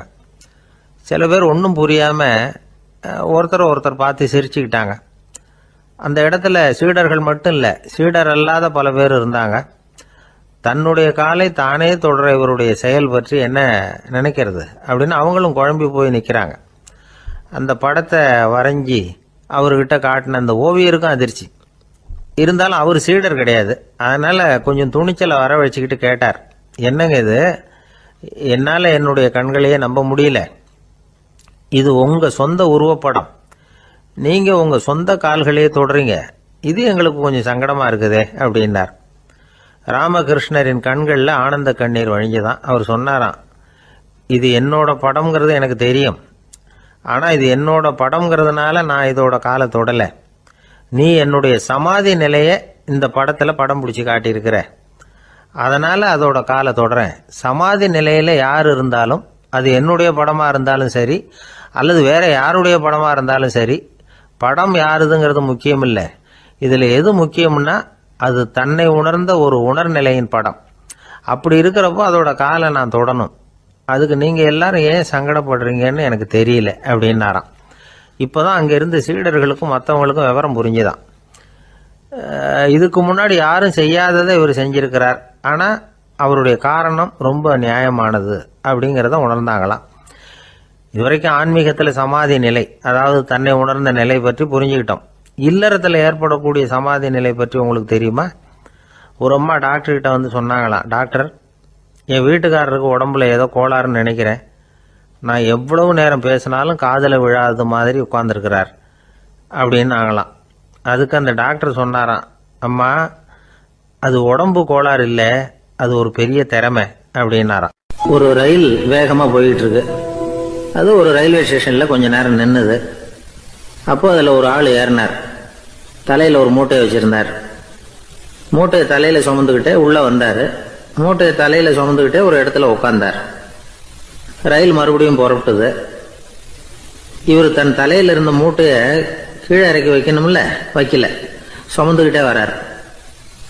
எதிரில் உட்காந்துருந்தவர் கேட்டார், ஏங்க ஏன் இப்படியே உட்காந்துருக்குறீங்க தலையில் மூட்டையை வச்சுக்கிட்டு, மூட்டையை கீழே இறக்கி வைக்கலாமே அப்படின்னார். வேணாங்க, பாவம், தலையில் இருக்கிற மூட்டையை இறக்கி ரயிலில் வச்சா ரயிலுக்கு பாரம் அதிகமாக இருக்கும் அப்படின்னார் அவர். இப்படி ஒரு ஆளை பார்த்தா நமக்கு சிரிப்பு தான் வரும். ஏன்னா ரயிலுங்கிறது அந்த மூட்டையையும் சேர்த்து சுமந்துக்கிட்டு தான் போகுது. அவன் அந்த மூட்டையை தலையில் வச்சுருந்தாலும் ஒன்று தான், தரையில் வச்சுருந்தாலும் ஒன்று தான். அதனால் ரயிலுக்கு எந்த மாற்றமும் ஏற்பட போகிறதில்ல. அதே மாதிரி தான் நம்ம மனமும். இதுவும் ஒரு தேவையில்லாத சுமை, அனாவசியமாக சுமந்துக்கிட்டு இருக்கிறோம். இதை கீழே இறக்கி வச்சுட்டா வாழ்க்கை பிரயாணம் சுகமாக இருக்கும். ரயில் பிரயாணம் பண்ணுற அந்த ஆள் மூட்டையை சுமக்கிறான், வாழ்க்கை பிரயாணம் பண்ணுற நாம மனசை சுமக்கிறோம். இது ரெண்டுக்கும் எந்த வித்தியாசமும் இல்லை. மனசை கீழே இறக்கி வச்சுட்டா பாரம் இல்லாமல் வாழலாம், பறவைகள் மாதிரி பறக்கலாம், குழந்தைகள் மாதிரி கள்ளங்கபடம் இல்லாம வாழலாம். இந்த வெளி உலகத்துல நாம நிலை பெற்று இருக்கணும், வேரூன்றி இருக்கணும். அதே சமயம் நம்முடைய உள்வெளியில ஆன்மீக வாழ்க்கையில பாரம் இல்லாம இருக்கணும். அப்போ பறக்கணும், நதியை போல ஓடணும், மிதக்கணும். பயணம் சுகமா இருக்கும், களைப்பு தெரியாது, கவலை தெரியாது. ஒரு சீடன் போதி தர்மரை நாடி வந்தான். குருவே, நீங்கள் என்ன வெறுமையாக இருக்க சொன்னீங்க, நான் இப்போ மறுபடியும் வெறுமையானவன் ஆகிட்டேன், அதனால இப்போ என்ன செய்ய சொல்றீங்க என்ன அப்படின்னு சொல்லி நின்னான். உடனே அந்த குரு பக்கத்தில் இருந்த ஒரு குச்சியை எடுத்து அவன் தலையில அடிச்சு, போய் அந்த வெற்றுத்தன்மையையும் வீசி எறிந்து விட்டு வா அப்படின்னார். நான் இப்போ காலியா இருக்கிறேன்னு ஒருத்தன் சொல்றான்னு வச்சுங்க, அது உண்மை இல்லை. ஏன்னா இன்னமும் அதுல நான்கிற எண்ணம் இருக்குது. எந்த சிந்தனையும் இல்லாம இருக்கிறது கடினம்தான். ஆனாலும் மனிதன் அதுல உள்ள நுட்பத்தை புரிஞ்சுக்கிட்டான்னா, இவ்வளவு தூரம் தூக்கி சுமந்துக்கிட்டு வந்த அந்த மனதின் முட்டாள்தனத்தை அவனே பார்த்துட்டு சிரிப்பான். இதுதான் பெரியவங்க சொல்லியிருக்கிற ஆலோசனை. நம்மால் ஒருத்தன் தலையில ஒரு பெரிய மூங்கில் கூடையோட ரயில்ல உட்கார்ந்தான். கூடை தலையில இருந்தது, கீழே இறக்கி வைக்கல. எதிரில் இருந்தவர் கேட்டார், ஏங்க எதுக்காக அதை அனாவசியமா சுமந்துகிட்டே இருக்கீங்க, கீழே இறக்கி வைங்களேன்னார். இல்லைங்க, நான் வீட்டை விட்டு புறப்படும் பொழுதே என் பையன் சொல்லிவிட்டான், கூடைய தலையை விட்டு இறக்கக்கூடாதுன்னு அப்படின்னார். அவன் சின்ன பையன், விவரம் இல்லாம சொல்லியிருப்பான். இப்ப என்ன நேரில் வந்தா பார்த்துக்கிட்டு இருக்கிறான், நீங்க இறக்கி வைங்கன்னார் அவர். அவன் நேரில் பார்த்துக்கிட்டு இல்ல, இருந்தாலும் நான் இந்த கூடையை கீழே இறக்கி வச்சா அது அவனுக்கு தெரிஞ்சிடும் அப்படின்னாரு இவர். அது எப்படின்னாரு அவர். அவன் தனக்கு டிக்கெட் வாங்க வேணாம்னு சொல்லி இப்ப இந்த கூடைக்குள்ளதான் உட்கார்ந்துருக்கிறான் அப்படின்னார் இவர். ஒரு பெரிய நினைவு மண்டபம், அதுக்கு முன்னாடி ஒரு அப்பாவும் பிள்ளையும் நின்றுகிட்டு இருக்கிறாங்க. அந்த வழியா போறவங்க வர்றவங்க எல்லாம் அந்த இடத்துல நின்று அது என்ன மண்டபம் அப்படின்னு விசாரிக்க ஆரம்பிச்சாங்க. அந்த அப்பாவும் பிள்ளையும் தான் வர்றவங்களுக்கெல்லாம் விவரம் சொல்லிட்டு இருக்கிறாங்க. அதாவது இந்த இடத்துல ஒரு பெரிய மகான் சமாதி ஆயிருக்கார், அவர் சமாதியான இடத்துல இந்த நினைவு மண்டபத்தை கட்டியிருக்கிறோம் அப்படின்னாங்க. ஊர் பூரா இந்த செய்தி பரவிச்சு. நிறைய பேர் அந்த இடத்தை தேடி வர ஆரம்பிச்சாங்க. இங்கே கொஞ்ச நேரம் உட்காந்துட்டு போனால் மனசுக்கு ஒரு நிம்மதி கிடைக்குது அப்படின்னாங்க. அங்கே இருந்த உண்டியலில் நிறைய காசு போட்டுட்டு போகிறாங்க. பணம் கிடுகிடுன்னு நிறைய சேர ஆரம்பிச்சுட்டுது. பணம் நிறைய சேர்ந்த உடனே அந்த அப்பாவுக்கும் பிள்ளைக்கும் தகராறு வந்துட்டுது. பணம் சேர்ந்தாலே சொத்து தகராறு வரத்தானே செய்யும், அது மாதிரி வந்துட்டுது. பையன் அடிக்கடி நிறைய பணம் கேட்க ஆரம்பிச்சான். அப்பா பார்த்தார், யோசனை பண்ணார், ஒரு முடிவுக்கு வந்தார். ஒரு நாள் பையனை கூப்பிட்டார், இதை பாருப்பா, நமக்குள்ள தகராறு வேணாம், அப்பாவும் பிள்ளையும் இப்படி சண்டை போட்டுக்கிட்டா பார்க்குறவங்க தப்பா நினைப்பாங்க, அதனால நமக்குள்ள சமரசமா இதை தீர்த்துக்குவோம், என்ன சொல்ற அப்படின்னார் அப்பா. சரி நான் பையன். உடனே அந்த அப்பா என்ன பண்ணார் தெரியுமா, மகன்கிட்ட கொஞ்சம் பணத்தை கொடுத்தார், தன்கிட்ட இருந்த ஒரு கழுதையையும் கொடுத்தார். இதை வச்சு நீ பொழைச்சிக்கோ அப்படின்னு சொல்லி அனுப்பி வச்சுட்டார். மகன் அந்த கழுதையை இழுத்துக்கிட்டு அடுத்த ஊருக்கு போனான். வழியிலேயே அந்த கழுதை செத்து போச்சு. உடனே என்ன பண்ணலாம்னு யோசனை பண்ணான். ஒரு ஐடியா வந்தது. அந்த கழுதையை ஒரு சாலை ஓரமாக புதைச்சான். கையில் இருந்த பணத்தை வச்சு அந்த இடத்துல ஒரு கல் மண்டபம் கட்டினான். அந்த வழியாக 2 பேர் வந்தாங்க. இது என்ன மண்டபம்னு விசாரிச்சாங்க. இந்த இடத்துல ஒரு பெரிய மகான் சமாதி ஆயிருக்கிறார் அப்படின்னா. இந்த செய்தி ஊர் பூரா பரவ ஆரம்பிச்சுட்டுது. நிறைய பேர் வந்து போக ஆரம்பிச்சாங்க. இங்கே வந்தால் மனசுக்கு ஒரு பெரிய நிம்மதி கிடைக்குது அப்படின்னு வேற சொல்ல ஆரம்பிச்சாங்க. வர வர கூட்டம் அதிகமாக வர ஆரம்பிச்சுட்டுது. உண்டியலில் பணம் நிறைய சேர்ந்துட்டுது. நகையெல்லாம் கூட கழட்டி காணிக்கையாக போட ஆரம்பிச்சுட்டாங்க. அப்பாவை விட மகன் பெரிய ஆளாயிட்டான். இதை கேள்விப்பட்டார் அப்பா. பையனை பார்த்துட்டு வரலாம்னு ஒரு நாள் புறப்பட்டு வந்தார். பையன் ஓஹோன்னு இருக்கிறான். பங்களா, காரு எல்லாம் வந்துட்டுது. எப்படிடா இந்த அளவுக்கு ஆனே அப்படின்னு விசாரிச்சார். அப்பா, எல்லாம் உங்கள் ஆசீர்வாதம் தான், நீங்கள் கொடுத்த மூலதனத்தை வச்சு தான் இவ்வளவும் சம்பாதிச்சேன் அப்படின்னு நான் பையன். அது எப்படிறான்னு விசாரிச்சார். அப்பா, நீங்கள் ஒரு கழுதை குட்டியும் கொஞ்சம் பணமும் என்கிட்ட கொடுத்து அனுப்பி வச்சிங்க, அதை எடுத்துக்கிட்டு வந்தேன். வர்ற வழியில் அந்த கழுதை செத்து போச்சு. உடனே யோசனை பண்ணேன், அந்த கழுதையை இந்த இடத்துல புதைச்சேன். கையில் இருந்த பணத்தை வச்சு மண்டபம் கட்டினேன். மகான் ஒருத்தர் சமாதி ஆயிருக்கார் அப்படின்னு வதந்தியை கிளப்பி விட்டேன். ஜனங்கள்லாம் ஏமாந்து போய் காசை கொண்டாந்து போட ஆரம்பிச்சிட்டாங்க. நான் பொழைச்சிக்கிட்டு இருக்கிறேன் அப்படின்னா. இப்போதான்டா நீ என் புள்ள அப்படின்னு சொல்லி சந்தோஷப்பட்டாரான் அந்த அப்பா. ஏன் அப்படி சொல்றீங்கன்னு கேட்டிருக்கான் பையன். கழுத குட்டியை புதைச்சி மண்டபம் கட்டியிருக்கிற நீ, ஏற்கனவே நம்ம ஊரில் நாம கட்டியிருக்கிறோமே மண்டபம், அது இந்த கழுதையோட அம்மாவை புதைச்ச இடம். மகான் சமாதி ஆயிருக்காருன்னு நானும் சும்மா கப்ஸா தான் விட்டுக்கிட்டு இருக்கேன் அப்படின்னாராம் அப்பா. முட்டாள் ஜனங்களை நினைச்சு அந்த 2 பேரும் சத்தம் போட்டு சிரிச்சாங்களாம். மனுஷன் ஏமாத்துறது ரொம்ப சுலபம். என் கூட படிச்ச ஒருத்தன் திடீர்னு ஒரு நாள் எல்லாருக்கும் அருள் வாக்கு சொல்ல ஆரம்பிச்சுட்டான். அவன் ஒரு ஆபீஸ்லயும் வேலை பார்க்கறான். ஆபீஸில் உள்ளவங்கெல்லாம் அவங்ககிட்ட வந்து அருள் வாக்கு கேட்கறது வழக்கம். ஒரு நாள் நான் அவன் முன்னாடி போய் உட்காந்து பேசிக்கிட்டு இருந்தேன். அப்போ அதே ஆபீஸில் வேலை பார்க்குற ஒருத்தர் அவங்ககிட்ட வந்து, சுவாமி, என் மேஜையில் வச்சிருந்த பேனா திடீர்னு காணாமல் போட்டுது, அது திரும்ப கிடைக்குமா எனக்கு அப்படின்னு கேட்டார். இவன் கண்ணை உருட்டி பார்த்துட்டு, அது உனக்கு கிடைக்காது, புதுசாக வேற ஒன்று வாங்கிக்கப்போ